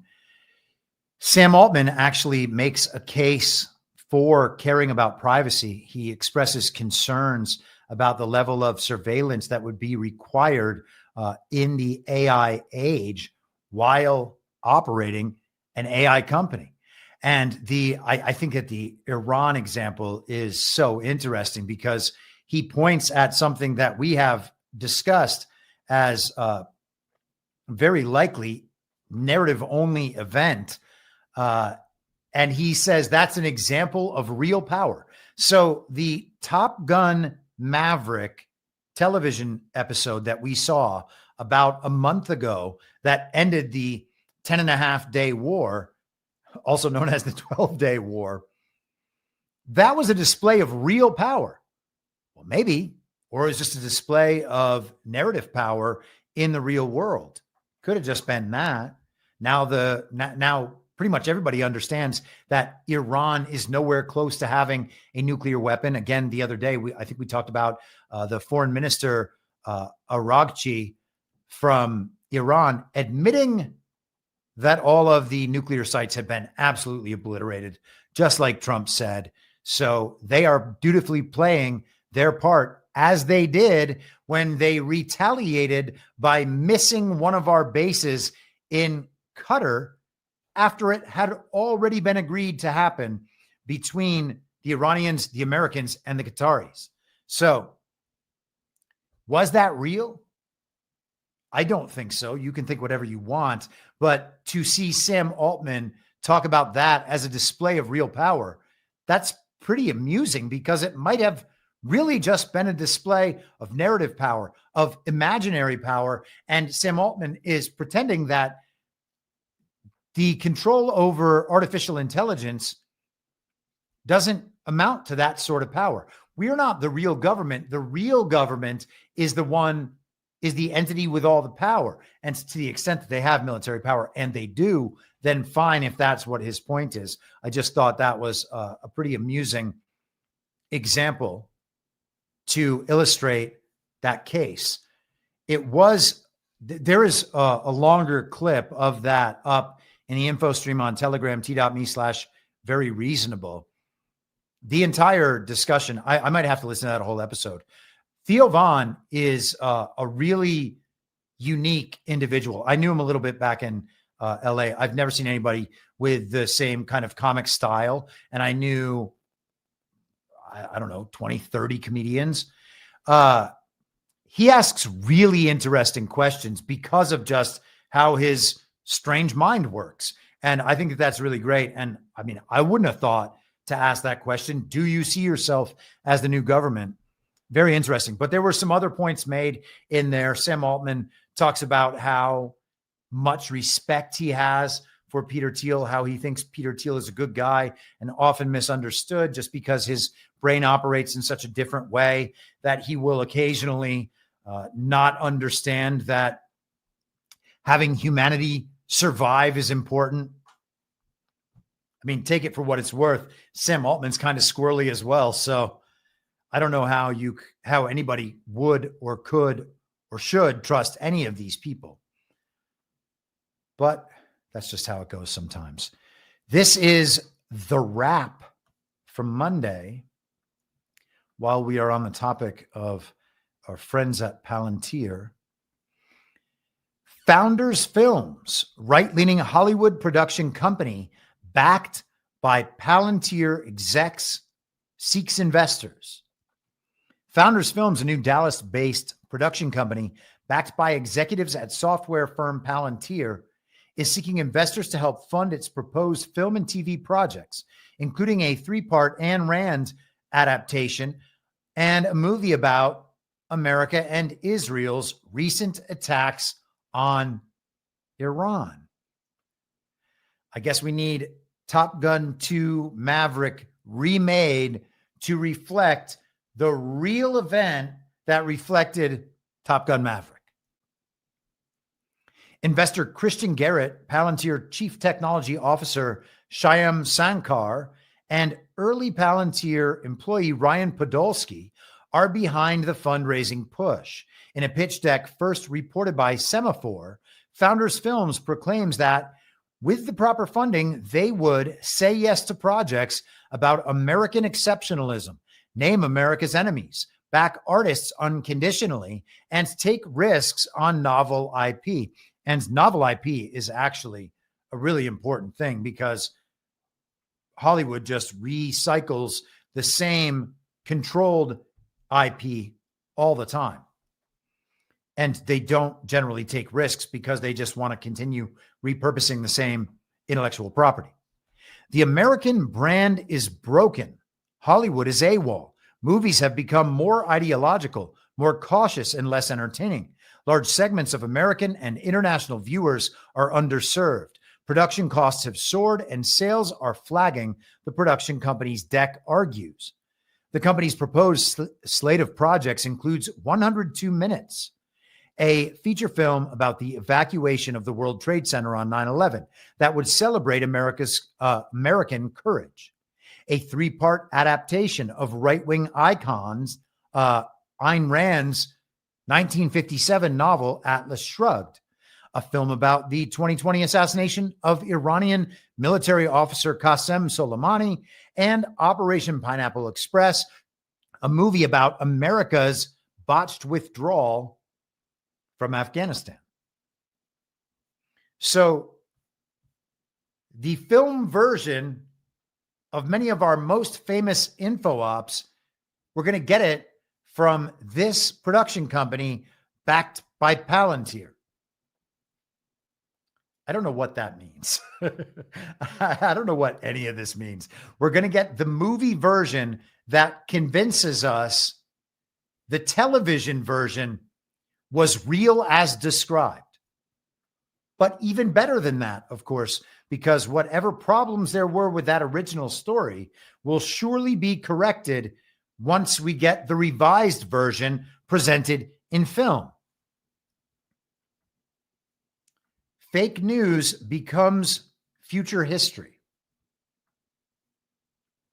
And the film process is how that happens. It cements a certain interpretation of the story in the collective consciousness. Skipping down. These movies were the pump-up material of peak America, talking about these pro-American films like Top Gun.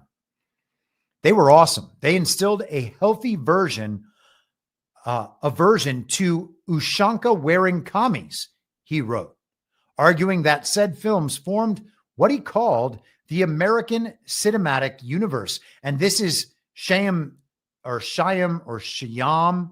Sankar, I guess that's an Indian name, I think, of Palantir, talking about peak America. I thought was really interesting because Donald Trump is very much a return to peak America in terms of the branding operation.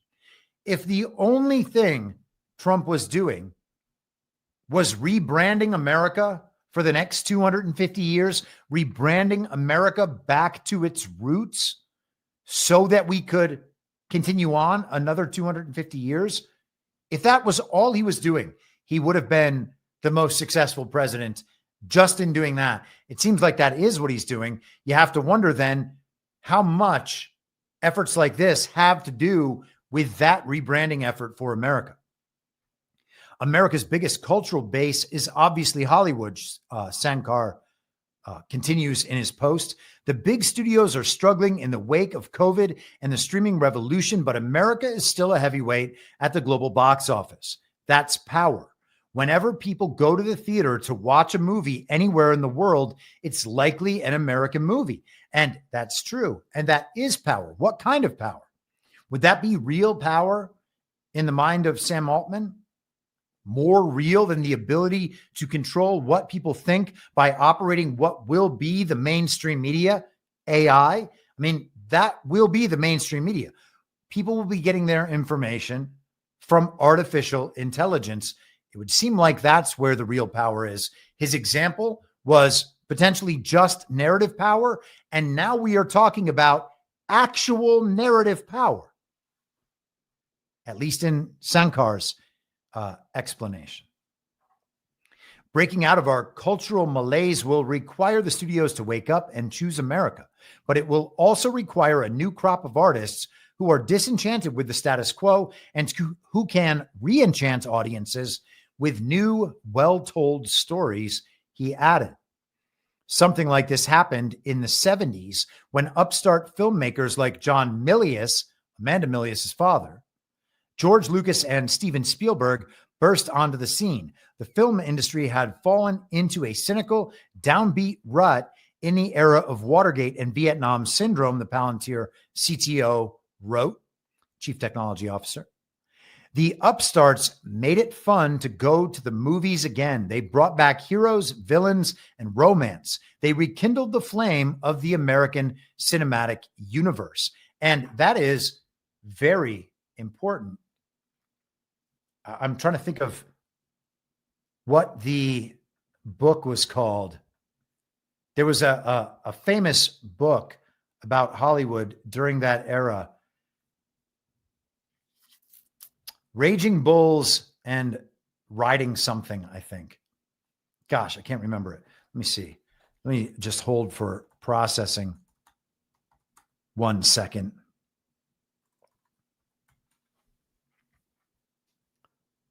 Holding for processing.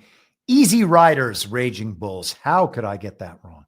So that was a very famous Hollywood book about the kind of upstart film industry in the 1970s and that massive shift in how American filmmaking was done. Will we have a return to that era? It's interesting that he mentions John Milius there. Amanda Milius was working for the State Department, I believe, under the first Trump administration, attempting to work on the messaging of the Trump administration's agenda. And then she went on to make the movie about the Russiagate hoax plot against the president.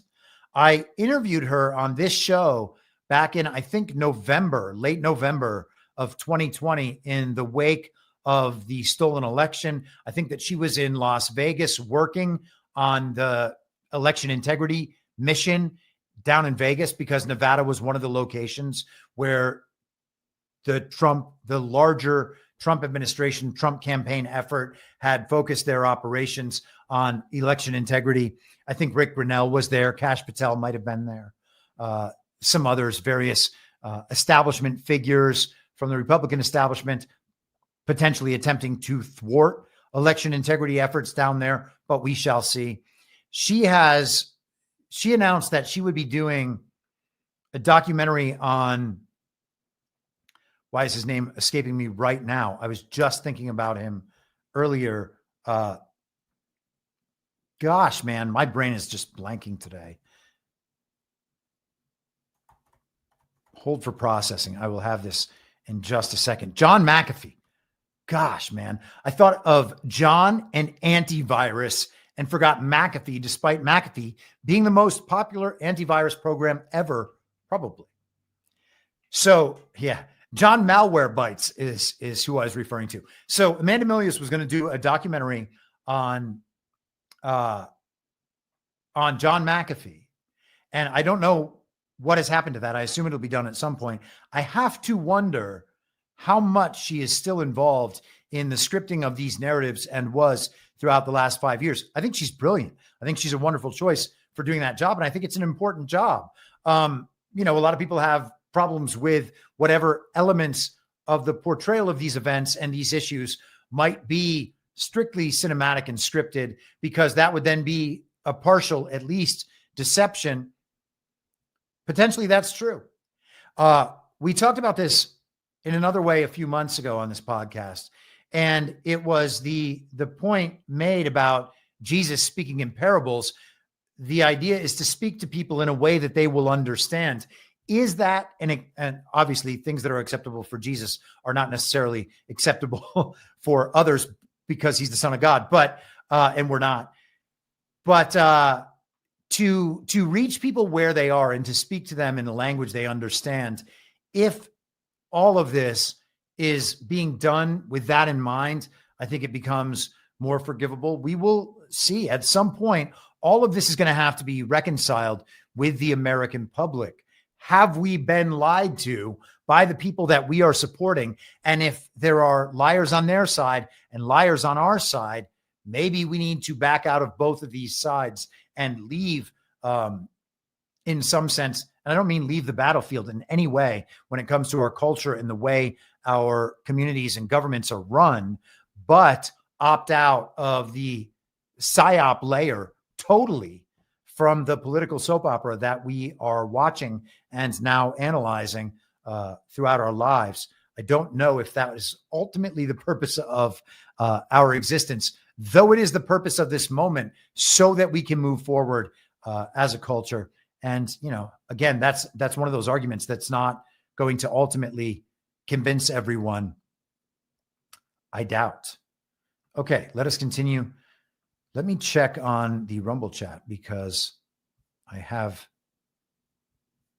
not done a whole lot of that today. Bay Theater Dave says a new interview with Ms. Milius would be cool. Just saying.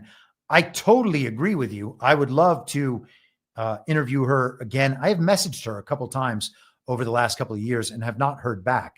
Although we have some mutual friends. So, I could press the issue. I also sent her an invite to come on Badlands Story Hour and discuss Red Dawn, a film her father made. I think that will be awesome. And I hope that I'll be able to do that at some point, maybe after some of this cycle transitions into the next phase.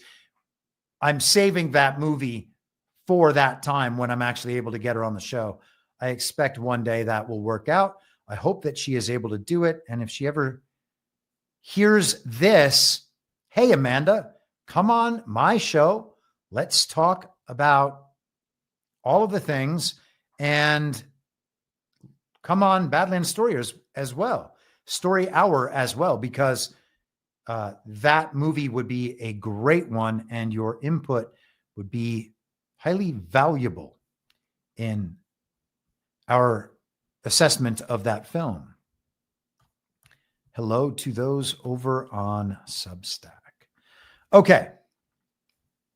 Let us continue on. In the same arena, the entertainment industry, we have big news this week that combines the entertainment industry and Donald Trump. And this is it. The New York Times, I think this is yesterday. Yes. The FCC approves Skydance's merger with Paramount. The Federal Communications Commission said Thursday it would allow Paramount to merge with the Hollywood studio Skydance, clearing the way for one of the most highly scrutinized media deals in the last decade. Brennan Carr, the chairman of the FCC, said in a statement that the agency approved the deal after receiving assurances from Skydance that the new company was committed to unbiased journalism and would not establish programs related to diversity, equity, and inclusion. Americans no longer trust the legacy national news media to report fully, accurately, and fairly, Mr. Carr said in the statement. It is time for a change. That is why I welcome Skydance's commitment to make significant changes at the once storied CBS broadcast network. Mr. Carr's approval was the biggest remaining hurdle for the multi-billion-dollar deal, which has generated near weekly headlines since it was announced last July. And it effectively ushers in the beginning of a new family dynasty for Paramount, which has been controlled by the Redstone family for decades. David Ellison, son of tech billionaire Larry Ellison, plans to take control of the company when the deal closes. And as we discussed earlier,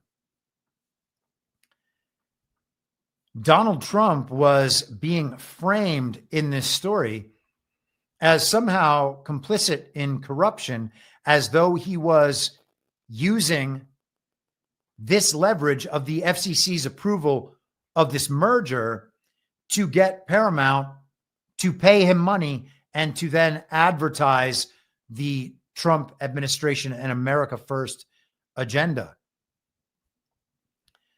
One more paragraph from the New York Times story. Let me see if I can find it. In recent days, there we are, Skydance took steps to assuage Mr. Carr, telling the agency that it would install an ombudsperson. Ombudsperson. Wow. Ombudsman is no longer appropriate in a gendered sense for the New York Times. So they have totally obliterated the word and changed it to ombudsperson. Would it be an ombudswoman if it was a female? Amazing. So Skydance took steps to assuage Mr. Carr, telling the agency it would install an ombudsperson at the news division to ensure fairness in its journalism and committing to avoiding DEI. In his statement, Carr lauded these steps, saying it would begin the process of earning back Americans' trust. So what's really going on here? Is Trump bribing Paramount, or extorting Paramount, I guess would be more appropriate? He wants money from them in order for him to give his go-ahead on the FCC's approval. That could be it. Or Donald Trump was just exercising his leverage as the chief executive who determines whether or not these organizations will receive federal funding or the benefit of federal regulation and compliance if they are violating the rules and laws. And so the leverage is used.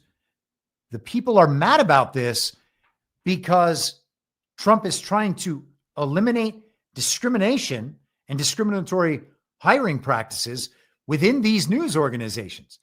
And we know that that was their agenda. Okay. So it's not something that is up for dispute, whether or not they were intentionally discriminating. They don't even deny that they were discriminating. They just say that the discrimination is necessary to reduce the effects, the historical effects of racism in our modern day. So what we need to do is be racist in order to thwart that racism. They don't want to get rid of these policies. It is entirely appropriate, if we are going to be under this system of laws that currently exists as it does right now, beyond the Constitution, of course, it's entirely appropriate for the federal government to use funding leverage and regulation leverage to bring these companies into compliance with the law. Now, I don't know that that's how our society should be run. I don't want any interference in media organizations whatsoever. Maybe it would be better if there were not media organizations and people were just tracking these things on their own. Who knows? But that is a future issue. It makes total sense for Donald Trump to be exercising the power and authority of his office in order to affect America First outcomes out in the world. That is exactly what he was, quote unquote, elected to do. That's what his mandate demands. Okay. So using the power and authority of his office is totally appropriate. And it's funny because the situation as it exists right now with the deep state, the bureaucratic administrative state, they have usurped presidential authority to regulate and to restrict funding. They have usurped that and brought it into these so-called independent agencies, these elements of the bureaucratic administrative state. So they are using the same powers and always have. They are just mad that these powers are being used against them by a president they don't like. A very interesting dynamic, if you ask me. Beth, $5, Rumble rant. Chris, have you heard about Nick Land's ideas about transhumanism and how he sees humans as future technoplastic beings? What are your thoughts? Well, no, I actually haven't heard about that from Land, but that doesn't sound unbelievable, understanding some of his worldview and viewpoint. I'm not claiming that I'm a Nick Land expert. I haven't read everything he's written. I do pay a lot of attention to him. I've read Xenosystems, which I think is kind of a good introduction to his worldview, a very wide-ranging introduction to his worldview when it comes to politics and government. But I don't pretend to know everything that Land thinks. He does think quite often about what he calls the outside, which I believe to be outside of the matrix in some sense, in the way he uses it, and the effects that artificial intelligence represents something alien to our world and to humanity, and that the impact of that alien influence will be world changing. And so if that takes us down this transhumanist road, I don't know if that's Nick Land being an advocate for that. I kind of think he probably isn't, or at least in the future won't be, based on where I think he's heading. But maybe he is. I don't know. It's certainly possible with his kind of techno-futurism background, the amount of time he thinks about these things, it's possible that he has some interesting perspective about transhumanism. I don't think he's fully on board with the Peter Thiel line from that Ross Douthat interview, where he's talking about the goal of transhumanism being much further beyond just simply swapping out your genitals and pretending to be a different sex. I don't know. So I don't know where Nick Land is at when it comes to transhumanism, but let's see where the White House is at when it comes to artificial intelligence. Donald Trump signed an executive order on Wednesday, I believe, about AI. Let's go through some of that here. This is the article posted on whitehouse.gov. And of course, you can find the full text of the executive orders and also the fact sheets that go in more depth about these key policies listed here.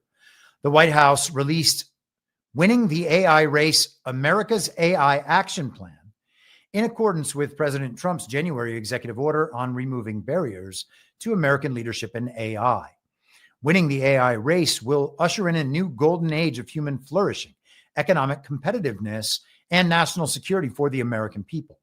The plan identifies over 90 federal policy actions, across three pillars: accelerating innovation, building American AI infrastructure, and leading in international diplomacy and security, that the Trump administration will take in the coming weeks and months. And the international diplomacy and security, I would think, would be a particular issue in this case, because it's probably very difficult to stop AIs from accessing the information of other AIs. And so to keep it confined to America or confined to China or to Russia or whatever seems like a difficult task, to say the least. But maybe I'm just uninformed about that part of AI theory. Key policies in the AI action plan include exporting American AI. The Commerce and State Departments will partner with industry to deliver secure, full-stack AI export packages, including hardware, models, software, applications, and standards, to America's friends and allies around the world. Promoting rapid build-out of data centers. That's something that's already clearly going on. Expediting and modernizing permits for data centers and semiconductor fabs, as well as creating new national initiatives to increase high-demand occupations like electricians and HVAC technicians. And that is very interesting. A good way to put many Americans back to work with skilled labor jobs that are good-paying jobs. We've heard Trump talk about the data centers numerous times. We talked for a second about the Stargate project the other day, which was $500 billion going toward the building of data centers around the country, all ostensibly for the purposes of AI in the future. And we shall see if that is what they are actually for. Could also be cryptocurrency mining, Bitcoin mining in particular, because the build out of the data centers seems to be equivalent models in either case, essentially just server farms with a power plant attached to the server farm, the data center.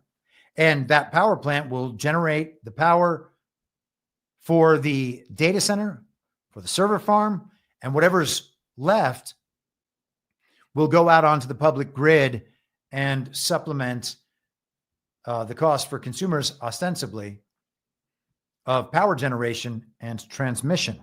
And again, if this parallel infrastructure is anything like what people like General Quast indicate it might be, I would think that the energy transmission and energy storage and energy generation will all move into a next generation and become much more prevalent and available and inexpensive, if not free. Enabling innovation and adoption, removing onerous federal regulations that hinder AI development and deployment and seek private sector input on rules to remove. And that's good. reduction in regulations is always important because he is stripping away the influence of the deep state, the bureaucratic administrative state that have implemented these regulations over so many years and really made corporate America conform to what is best for these monopolistic, oligarchic entities and billionaires. Upholding free speech in frontier models, updating federal procurement guidelines to ensure that the government only contracts with frontier large language model developers who ensure that their systems are objective and free from top-down ideological basis. And again, this is stripping away at some of the influence, infiltration, and control of that deep state in every avenue. It's got to be taken care of everywhere. And so additional pressure can be placed in this area for this AI initiative, and Trump goes ahead and does it as he said he would. Again, I mean, the promises made, promises kept thing is said often, justifiably. It is then said as well that Trump is not keeping his promises when it comes to these delays in the Epstein files, to the extent that there is any delay. But people are accusing Trump of not living up to his promises. Trump's promises throughout the campaign are consistently lived up to. I don't know how you can get around that. I don't think that there is a suitable counterclaim.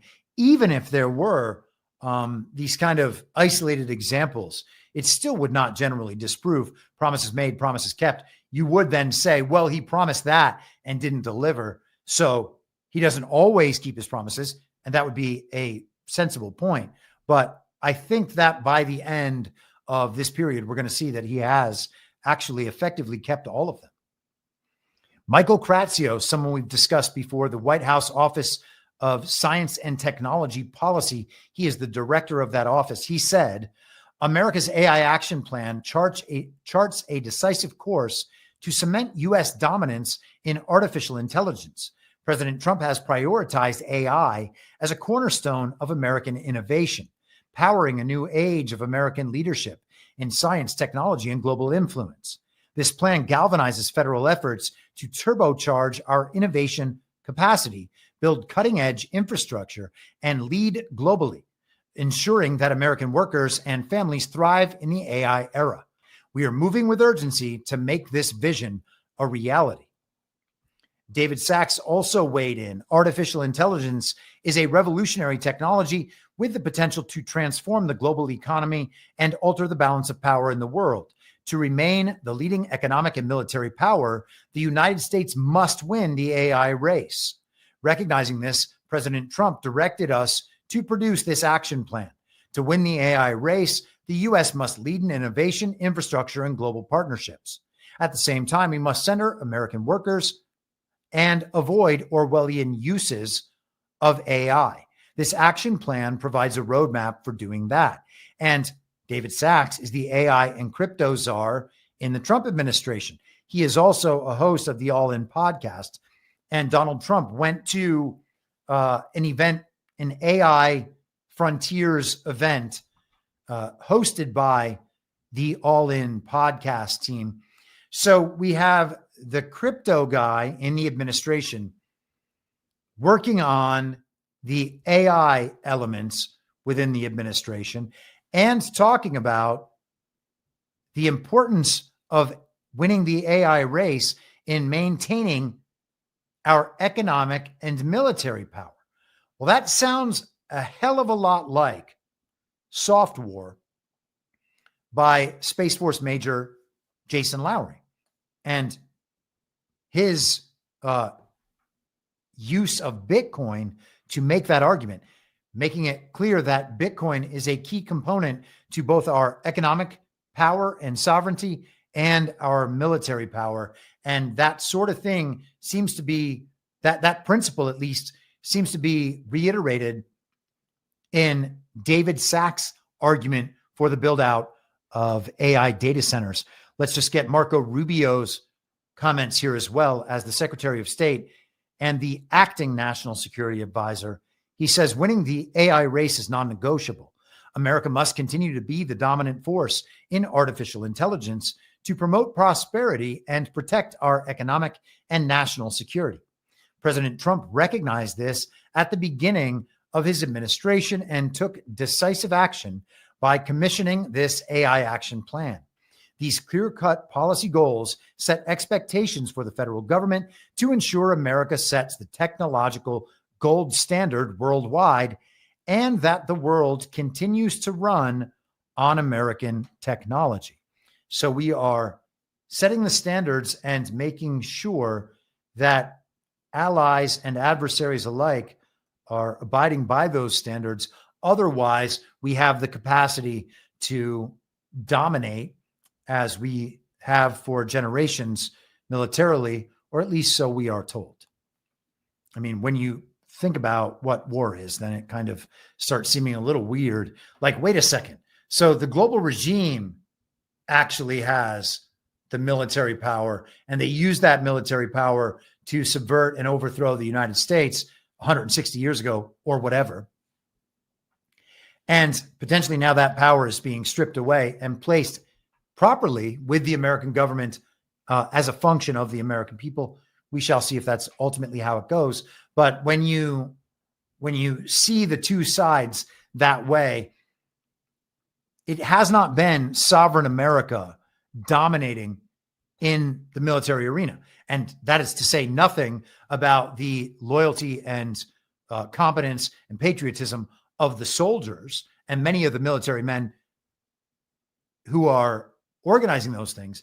It just so happens that the control system above all of that for at least some time, it seems, was dominated by global regime interests and not at all promoting American interests, specifically the interests of the American people. So if we are to dominate in the way we have become accustomed to thinking that we dominate, then we are going to need these resources in the future, whether it's AI or Bitcoin, same setup, and under the same branch of Trump's administration, which should say something, to be honest. I think that we are seeing the next phase of that roll out, and the Trump administration, Trump as the plenary authority of the executive branch, the unified executive theory, he is using whatever leverage and power he has to influence all of these different arenas of American life. And that is why people like Marc Elias do not want to see these stories told to the American public, because it really does throw them off in what they are attempting to do. And as I said before, it is the stripping away of all their favorite toys. Trump had a busy day has had a busy couple of days on executive actions. This is the fact sheet on his executive order addressing homelessness. Again, from whitehouse.gov. Ending vagrancy and restoring order. Today, President Trump signed an executive order to restore to American cities and restore order to American cities and remove vagrant individuals from our streets, redirecting federal resources toward programs that tackle substance abuse and returning to the acute necessity of civil commitment. And this morning, I brought this clip up on Badlands Daily. We will return to that in just a second, but I want to show this. This is a video sent to me by a friend of mine in Los Angeles who was downtown yesterday. This is what homelessness is like in LA. And as I said this morning, it was like this 5 years ago. It was like this 10 years ago. It was like this 15 years ago.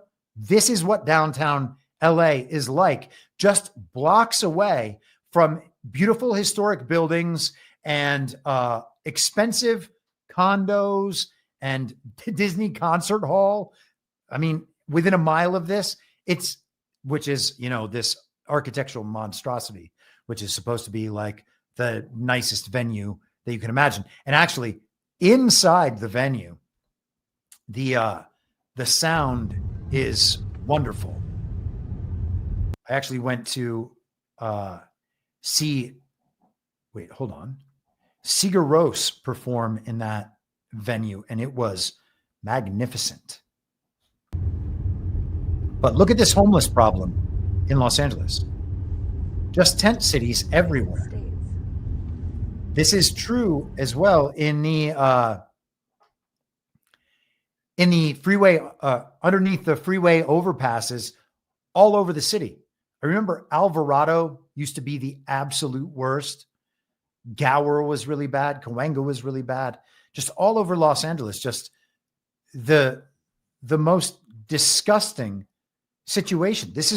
It looks like what we'd think of as a third world country. This is like the slums of Mumbai. These are just slums right in Los Angeles, a city that is supposed to be the most glamorous city in the world. There's an unbelievable amount of money there and resources. The government controls everything in an authoritarian fashion. They have fake elections. How are they unable to stop the homeless problem? The only answer to that question is they are able to stop it. They just don't want to, because the homeless provide them a benefit. They can move those homeless around the city and reduce people's real estate values so that they've finally had enough of looking at the waste and refuse and the human tragedy confronting them every day. And they're like, you know what? For this lifestyle, this amount of money is no longer worth it. I'm moving out. You can have my house under market value. And then one of the portfolio investment companies comes in, takes the property. They remove people from the city, Americans, Californians from the city, by decreasing their quality of life so drastically. And then they replace them with the imported slave labor. And then some of them end up homeless, and they can, the entire time, with no pushback from the populace at all, because they just want things to be better and get on with their lives. In California, nobody really pays attention. But all they want is to promote more state spending measures to fix the homeless problem, always by building additional housing, which will not fix the homeless problem, but it will house the slave labor as they desire. Let's get back to Trump's order. The order directs the Attorney General to reverse judicial precedents and end consent decrees that limit state and local governments' ability to commit individuals on the streets who are a risk to themselves or others. The order requires the Attorney General to work with the Secretary of Health and Human Services, Secretary of Housing and Urban Development, and the Secretary of Transportation to prioritize grants for states and municipalities that enforce prohibitions on open, illicit drug use, urban camping and loitering, and urban squatting, and track the location of sex offenders, because apparently they weren't doing that because they didn't have addresses. So there might be 100 sex offenders hanging out underneath the freeway overpass, but you're not going to know it because they don't end up registering on the app that shows their location, because they don't actually have addresses. So all of that is very strange and certainly disconcerting. In terms of the illicit drug use, you can see that all over these cities. And Los Angeles was bad. I moved from Los Angeles to Austin, and Austin had the same problem. It was really, really bad. And it is sad, it's tragic, but it's also disgusting, because you are basically just driving and walking through garbage all the time. And so you end up with these little pockets of the city that are ultra, ultra nice, where all the beautiful homes are, where the people with significant, probably generational wealth live and entertain themselves and go out to dinner, etc. And then you have these awful pockets of the city that are just third world hellholes, and people just have to deal with it. The people who pay the taxes, who live in the city, of course, they are not influential enough within the municipal corporation that owns and runs any given city to actually change anything. So, of course, they're going to get the short end of the stick in every situation. But it really is glaring in a city like Los Angeles. And for a time in Austin, it's not quite as bad now in Austin, at least as far as the last time I went there is concerned. But man, it's wonderful that the president is taking the initiative to use whatever powers he has in his office to do something about this problem. Let's continue. The order redirects funding to ensure that individuals camping on streets and causing public disorder and that are suffering from serious mental illness or addiction are moved into treatment centers, assisted outpatient treatment, or other facilities. And the policy was that the most important thing to do for these people is to find them housing and put them into that housing. And until that happens, we're not going to address treatment or confinement or anything else like that, no matter how crazy they are, addicted to drugs they are, how violent they are. The order ensures discretionary grants for substance abuse disorder prevention, treatment, and recovery do not fund drug injection sites or illicit drug use. And of course, we heard about all that sort of thing during the fake and illegitimate Biden administration in states, I think it was Washington and Oregon, who were essentially just providing drug paraphernalia so that the homeless would be able to do drugs properly. And of course, we're always told, well, they can't be sharing needles. They're going to pass AIDS on to one another. And I guess that might be true if Anthony Fauci was operating a vaccine program for the homeless. The order stops sex offenders who receive homelessness assistance from being housed with children and allows programs to exclusively house women and children. And all of those are quite welcome, I would say. And how about this? We were talking about promises made, promises kept a few minutes ago. And this was sent to me today by Audra over on Truth Social. An interesting reminder of Donald Trump's position on this very issue over 2 years ago. This is from Agenda 47, DonaldJTrump.com, ending the nightmare of the homeless, drug addicts, and dangerously deranged, April 18th, 2023.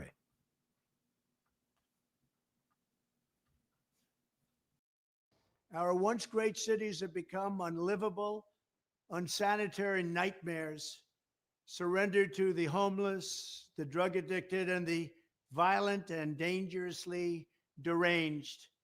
We're making many suffer for the whims of a deeply unwell few, and they are unwell indeed. The homeless have no right to turn every park and sidewalk into a place for them to squat and do drugs. Americans should not have to step over piles of needles and waste as they walk down a street, a beautiful city, or at least once beautiful city, because they've changed so much over the last 10 years. Our first consideration should be the rights and safety of the hardworking, law-abiding citizens who make our society function. When I'm back in the White House, we will use every tool, lever, and authority to get the homeless off our streets. We want to take care of them, but they have to be off our streets. There's nothing compassionate about letting these individuals live in filth and squalor rather than getting them the help that they need. We need professionals to help them.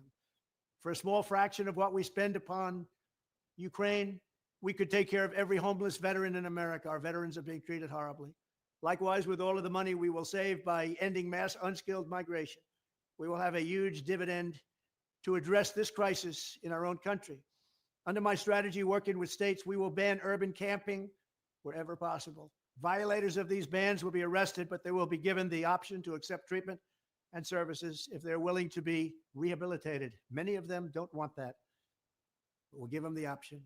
We will then open up large parcels of inexpensive land, bring in doctors, psychiatrists, social workers, and drug rehab specialists, and create 10 cities where the homeless can be relocated and their problems identified. But we'll open up our cities again, make them livable and make them beautiful.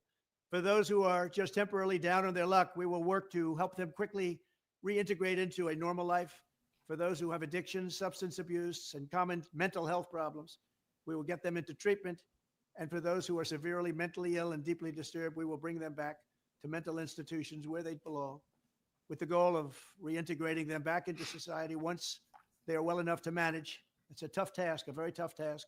What's taken place on the streets, what's taken place with their taking so much drugs. But the fact is, we're going to try. This strategy will be far better and also far less expensive than spending vast sums of taxpayer money to house the homeless in luxury hotels without addressing their underlying issues. And they have so many of these underlying issues and needs. This is how I will end the scourge of homelessness and make our cities clean and safe and beautiful once again. We will do it. We will bring back America. Thank you. So once again, promises made, promises kept. I mean, he laid it out right there. And now you see Trump's executive action dead on. Everything he described, it's in there. I would love to see that problem solved, man. That homeless thing is a nightmare. I lived in LA. I loved LA. I hope people understand how much I actually care about that city. I love the weather. I love the way the city's laid out. I love the differences in the landscape.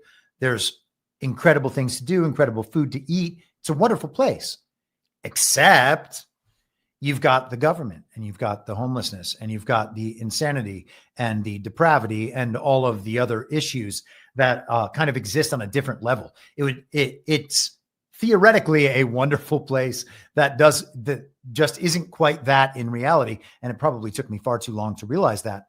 But the homelessness problem is extraordinary. And it is lifestyle destroying. I remember at a place that I used to live, it was near one of those freeway overpasses, and just 100 feet from my garage was a homeless encampment.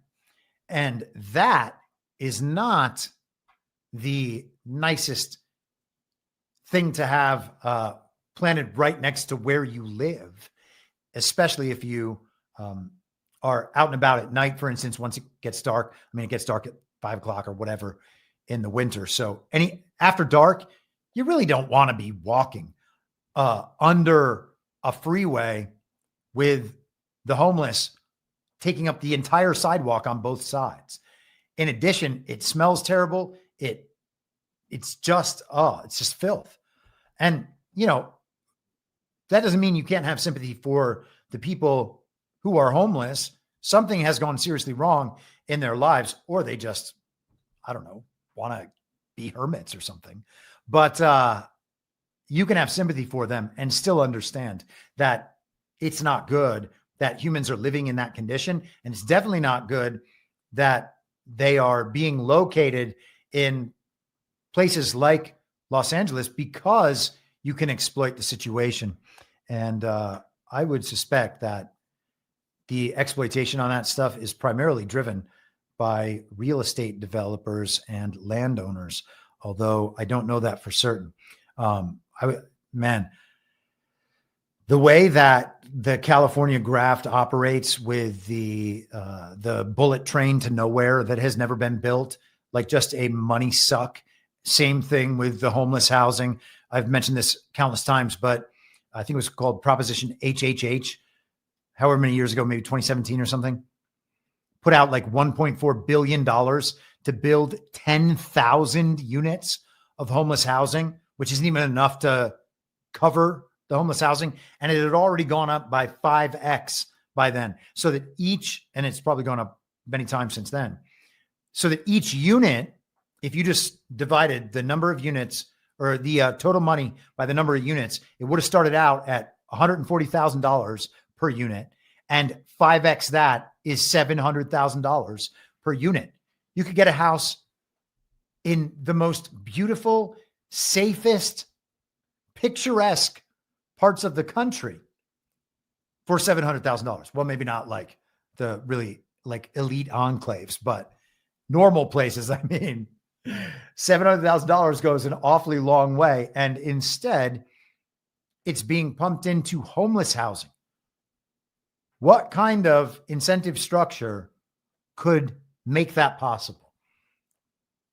Criminal, corrupt incentive structure is all I can think of, or a desire to employ vast quantities of slave labor, and you need somewhere to house them. Speaking of the slave trade at the southern border, that has, if we are to believe the Trump administration, and I think we can, that the military has completely shut down the border, that illegals are not coming in. All of that is wonderful. But we also have certain locations around the country that are still providing sanctuary for criminal illegal aliens and other illegal aliens. This is from justice.gov yesterday. Justice Department sues New York City over sanctuary policies. Today, the Justice Department filed a lawsuit against New York City Mayor Eric Adams, New York City Mayor Eric Adams, and several other city officials to challenge New York City's sanctuary city laws. As detailed in the complaint, New York's sanctuary policies have allowed dangerous criminals to roam the streets and commit heinous crimes within the community. These policies reflect an intentional effort to obstruct federal law enforcement and are thus preempted under the Supremacy Clause of the U.S. Constitution. New York City has released thousands of criminals on the streets to commit violent crimes against law-abiding citizens due to sanctuary city policies, said Attorney General Pam Bondi. If New York City won't stand up for the safety of its citizens, we will. For too long, New York City has been at the vanguard of interfering with enforcing our immigration laws, said Assistant Attorney General Brett Shumate. Its efforts to thwart federal immigration enforcement end now. The case filed in the Eastern District of New York is the latest action from the Justice Department fighting back against unlawful obstruction of enforcement of federal immigration laws. In the past 3 months, the department has filed lawsuits against LA, New York, Colorado, Illinois, and the city of Rochester, New York, and several New Jersey cities to invalidate unconstitutional sanctuary policies. Recently, the mayor of Louisville revoked the city's sanctuary policy after the Justice Department threatened legal action. And I can't remember exactly what story it is, but there was something strange going on in Rochester not too long ago. Maybe it was just a Black Lives Matter thing, but it spoke to significant Democrat corruption in Rochester. I'll just have to let that go. Maybe I'll remember to take a look back and find that at some point. But the key here is the Supremacy Clause. They're going to be battling over the Supremacy Clause. How is the court going to interpret sanctuary city policy in alignment with the Supremacy Clause, which says that the federal government kind of is supreme over state actions? And that's one of those things that if you are an anti-federalist, for instance, or like me, believe that the Constitution has been overthrown, I'm not sure that I want the federal government to be able to control the states in any way. You would hope that local action and then state action would have the national impact, as Jerome Flynn often describes. The federal government superseding the states, I think, would thwart that approach. So maybe we will see a surprise result here in this case. If we hear, for instance, that the court has protected New York City's right to remain a sanctuary city, people on our side are going to think, well, that's very, very bad. We want to be able to shut those sanctuary cities down. And I agree. Immigration is directly under the purview of the federal government. So especially in that instance, but the Supremacy Clause being fought over, well, that has interesting implications. And to get a bad result in this case might be one of those kind of boomerang good results that we only see once it turns back around. Stephen Miller had this to say about sanctuary cities and the problems of illegal immigration. Yeah, so here's another one for you, Sean. On top of all of that, we now believe the true number of missing children that Joe Biden trafficked into the country, the Democrats trafficked into the country, is 450,000. Not 320, wow. 450. The Democrats have committed crimes for which they can never be forgiven, Sean. And Donald Trump is cleaning it up. Donald Trump is cleaning it up right now. Let me say it again.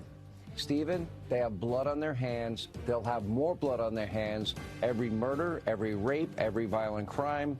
And if there's ever one of these known terrorists, we don't know where they are, that they let into this country unvetted, if there's an attack on our homeland, they'll have a lot more blood on their hands. I hope and pray I'm wrong. They will, Sean. I don't think I am. So hundreds of thousands. They thought it was 350,000. It's 420,000 kids that just go missing in the program. That's insane. That is it's a true human tragedy.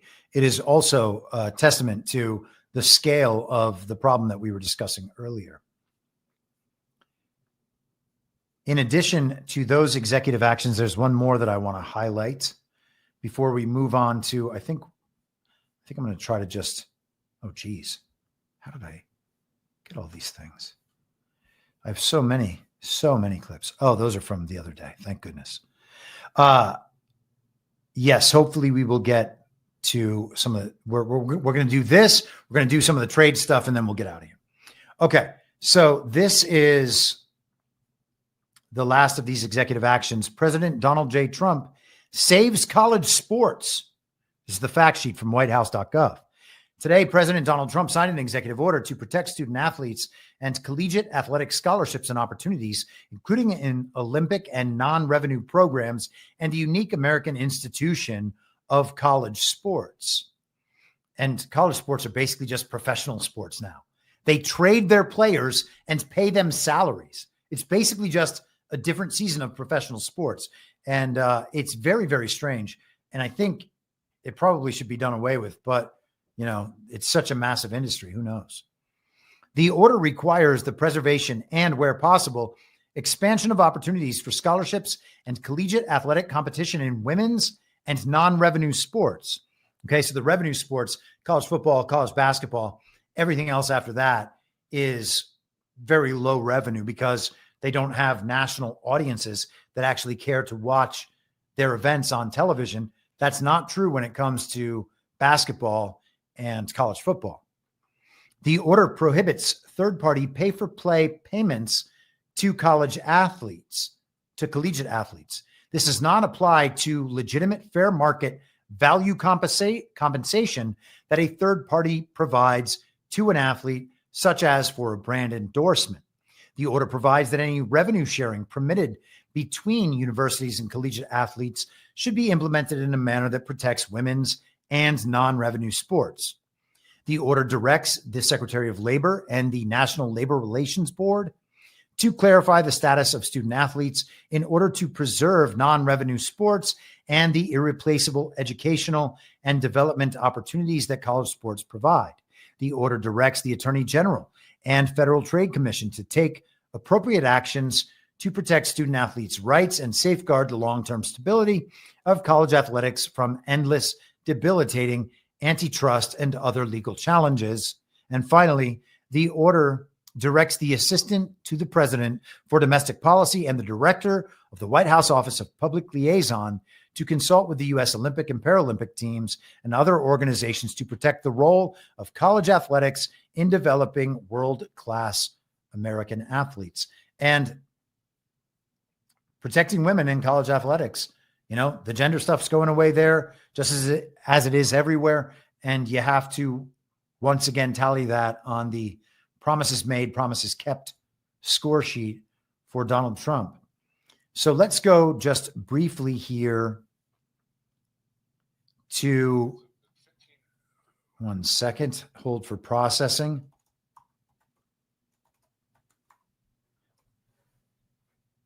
Let's go quickly to the trade issues involving Japan as they just came to a major deal this week.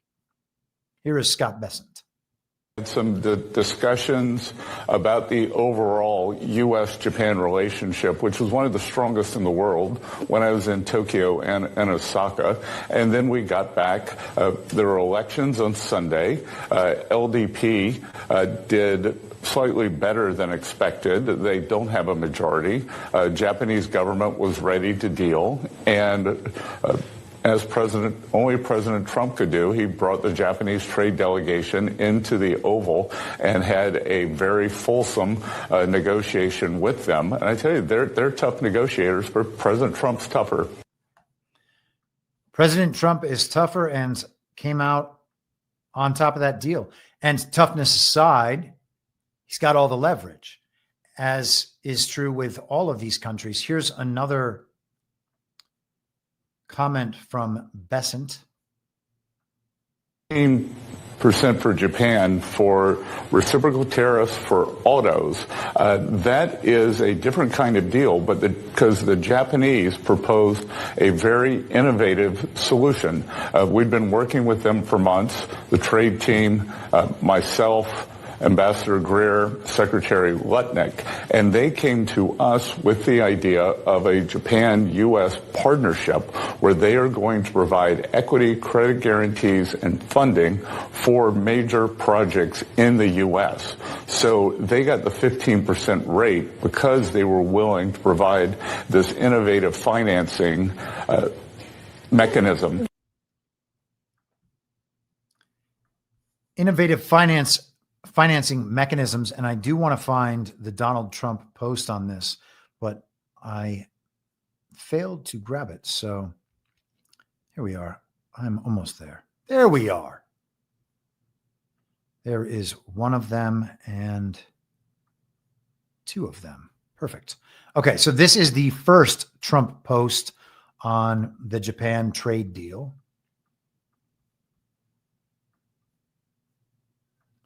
Let me make sure I have the right one. Okay. Apologies. Here we are. We just completed a massive deal with Japan, perhaps the largest deal ever made. Japan will invest, at my direction, $550 billion into the United States, which will receive 90% of the profits. This deal will create hundreds of thousands of jobs. There's never been anything like it. Perhaps most importantly, Japan will open their country to trade, including cars and trucks, rice and certain other agricultural products, and other things. Japan will pay reciprocal tariffs to the United States of 15%. This is a very exciting time for the United States of America, and especially for the fact that we will continue to always have a great relationship with the country of Japan. Thank you for your attention to this matter. He goes on.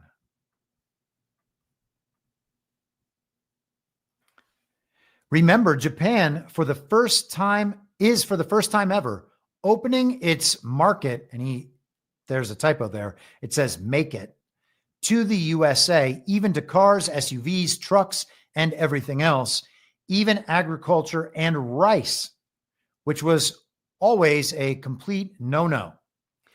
The open market Japan may be as big a profit factor as the tariffs themselves, but was only gotten because of the tariff power. They also agreed to buy billions of dollars worth of military and other equipment and give us 90% of $550 billion and more. Make America great again. That is quite confident. There is one more as well. He also announces Indonesia getting involved. Indonesia has also agreed for the first time ever to completely open its market to the USA. That's big. Our businesses will make a fortune. Likewise, Japan and Indonesia is a country with a massive population. So I imagine that's true. I don't know what kind of goods we will ultimately end up sending to Indonesia, but that seems like a pretty important trade deal. He just made a deal with Australia that he announced yesterday, where the United States is going to be able to enter the beef market in Australia. Now, Australians say they have plenty of beef and don't want anybody else's beef, and their beef is good, and that may well be true. A lot of these countries refuse American beef because of the antibiotics and other chemicals that are put into the animals in the process of factory farming, and they don't want to eat that beef. Maybe that's a valid concern. Maybe it's not, but I tend to think it's a valid concern. And we'll see how all of that goes, of course. But Trump has been using the trade and tariff leverage on these other countries for weeks now. I keep threatening to talk about the situation in Brazil. Donald Trump mentioned in one of his tariff letters that part of the reason he's imposing a tariff on Brazil, on the Lula government, ostensibly, is because of their fake election that put Lula in power. They have the same problems that we had here in the United States.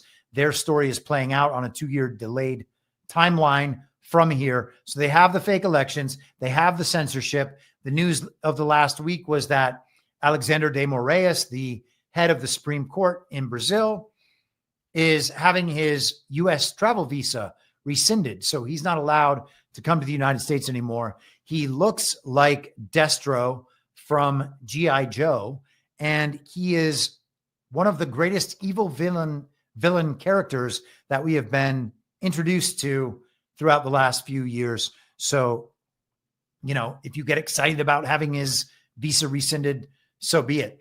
The point is, Trump has been using the leverage of his office in all of its capabilities to the best of his ability in all of these different venues and arenas in American public life.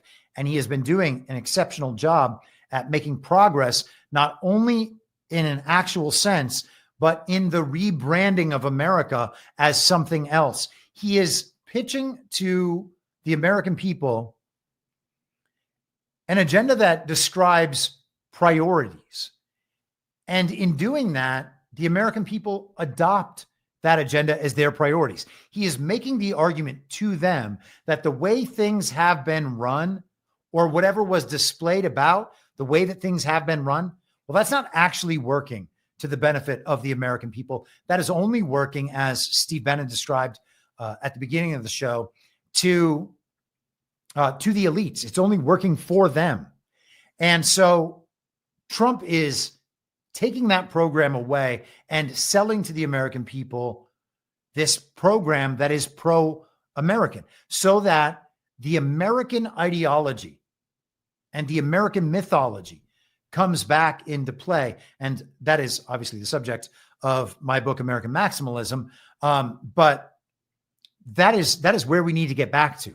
Okay. If we expect our birthright in reality, we at least have to stand up for it in our lives and in our understanding of how our society is supposed to operate, and stop just accepting that this is the way things are going to be.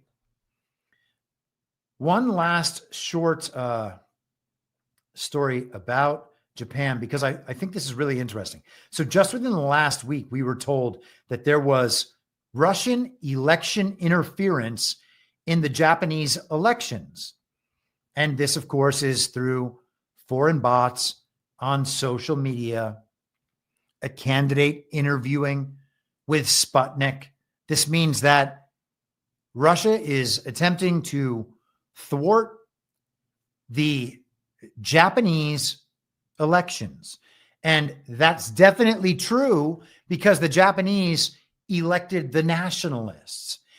They tried the same thing in Romania just a few months ago. Or technically, the Georgescu election was, I think, last October. And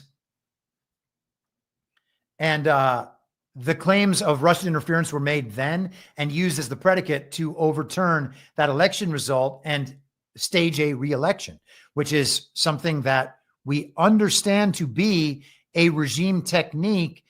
It was even suggested in the International Crisis Group paper about Venezuela from 2020 that we've spent significant time on. So if they don't get the election result they want, then they want to have a new election at the soonest possible opportunity so that they can attempt to distort the narrative between now and then be able to pitch a different result to the public. So Russian interference through social media campaigns, bot operations, the Trump-Russia collusion hoax, all of that. We had that here in America. We had that in Romania. Now we have claims of that in Japan. Is Russia doing any of this? It's awfully hard to believe that they are in any serious or effective way. We just see the same story being spun up over and over and over and over and over again. This is the exact same story that people like Brennan and Clapper and McCabe and the rest of them were pitching at the end of 2016 and into 2017, and then beyond as we get into Mueller, Russia, blah, blah, blah.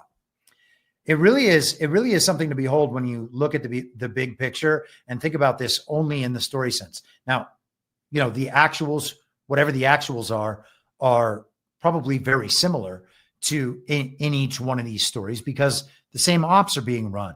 The purpose of all of it is to tell the story. The purpose of all of it is to say, hey, Japan, your government's illegitimate. This is Zero Hedge today. Oh, no, sorry, Tuesday. And we will end with this. Trump announces largest deal ever with Japan, sets tariff rates at 15%. JGBs plunge. And I think those are Japanese government bonds, if I'm not mistaken, sorry, I'm trying to get to there we are. So on Truth Social, Trump explained that the pact calls for Japan to open their country to the U.S., to U.S. automobile imports, as well as additional agricultural imports, including rice, a remarkable achievement with a country which has historically been extremely protectionist of the food staple without specifying further. And of course, they've been extremely protectionist because Japan was one of those countries that was being specifically empowered by the global regime post-World War II. And why would you want to sell products from other places into that market when they have enough of their own? And the purpose for Japan is to be an export country. For a while, they were exporting electronics and cars, etc. And a lot of people own Japanese electronics and Japanese cars. I was looking for, hold on, give me just a moment. I was looking for a particular excerpt here, and I'm having a little bit of difficulty locating it. Let me just see if I can grab it from where I had it earlier. Apologies for the delay. The last thing we want to do is have that happen as we are winding things down. But apparently, here we are. Okay. Where are we? Okay. I feel like I'm almost there. There we are. According to local media reports, the Japanese premier was linking his shaky political future to developments in the talks following the huge election setback this weekend. Although when asked about the trade deal he just signed, it's almost as if he knew nothing about it. Instead, telling reporters that he needs to look closely at the details of the agreements with the U.S. and that he'll be getting further updates from his chief trade negotiator, Ryoshi Akazawa. This was reminiscent of the U.S. president's approach. Trump has previously announced trade frameworks without many specifics, only for the White House to provide details days and weeks later as terms are hammered out. And so the Japan prime minister, does he have power or not? It's hard to say because of that Russian interference and the election results being called into question. But somehow a trade deal still gets accomplished without that prime minister even knowing. It's like they were calling into question the election situation and all of that to thwart a potential trade deal. I don't know that to be true, but that seems to be a strong possibility considering this fact set that we have here on which to operate. And so, again, to call back the major point of all this trade stuff from the beginning of our conversations about it, what we have is a controlled, centralized, top-down, organized economy where everything is controlled. All the elements are controlled. And that is now being systematically stripped away by Donald Trump. The purpose, of course, to be decoupling in all of these trade relationships so that we can be self-sufficient and not need any of what the regime can possibly offer us. You starve the beast. That is, I think, one of the important goals of this entire process. And as we watch this process evolve, we are seeing country after country after country after country bend to the Trump agenda and to the reorganization of this world order, going from that top-down, centralized, liberal, rules-based international order, the globalist order, to the multipolar order based on sovereignty and nationalism. And country after country gets on board with the American program in disregard to what the regime wanted. This, I think, is where the real Trump leverage is being shown.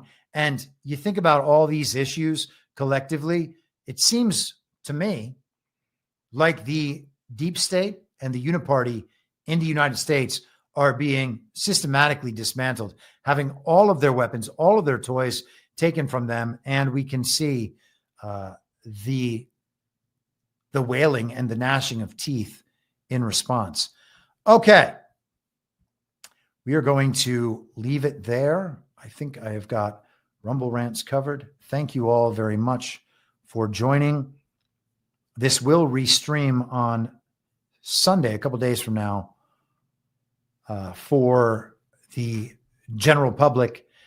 Thank you very much for your support through your subscriptions. I will have one episode next week on Tuesday, and then I will be gone for the rest of the week. So that will be all for next week, and probably some writing at some point. And with that, I will be back on Tuesday at the same reasonable time on the same reasonable podcast network. I don't have a network. Masks and lockdowns don't work. They lied to you about a pandemic, and Joe Biden will never be president and was never president. I love when I mess that up. It's just force of habit. What can I say? All right. Have a great weekend.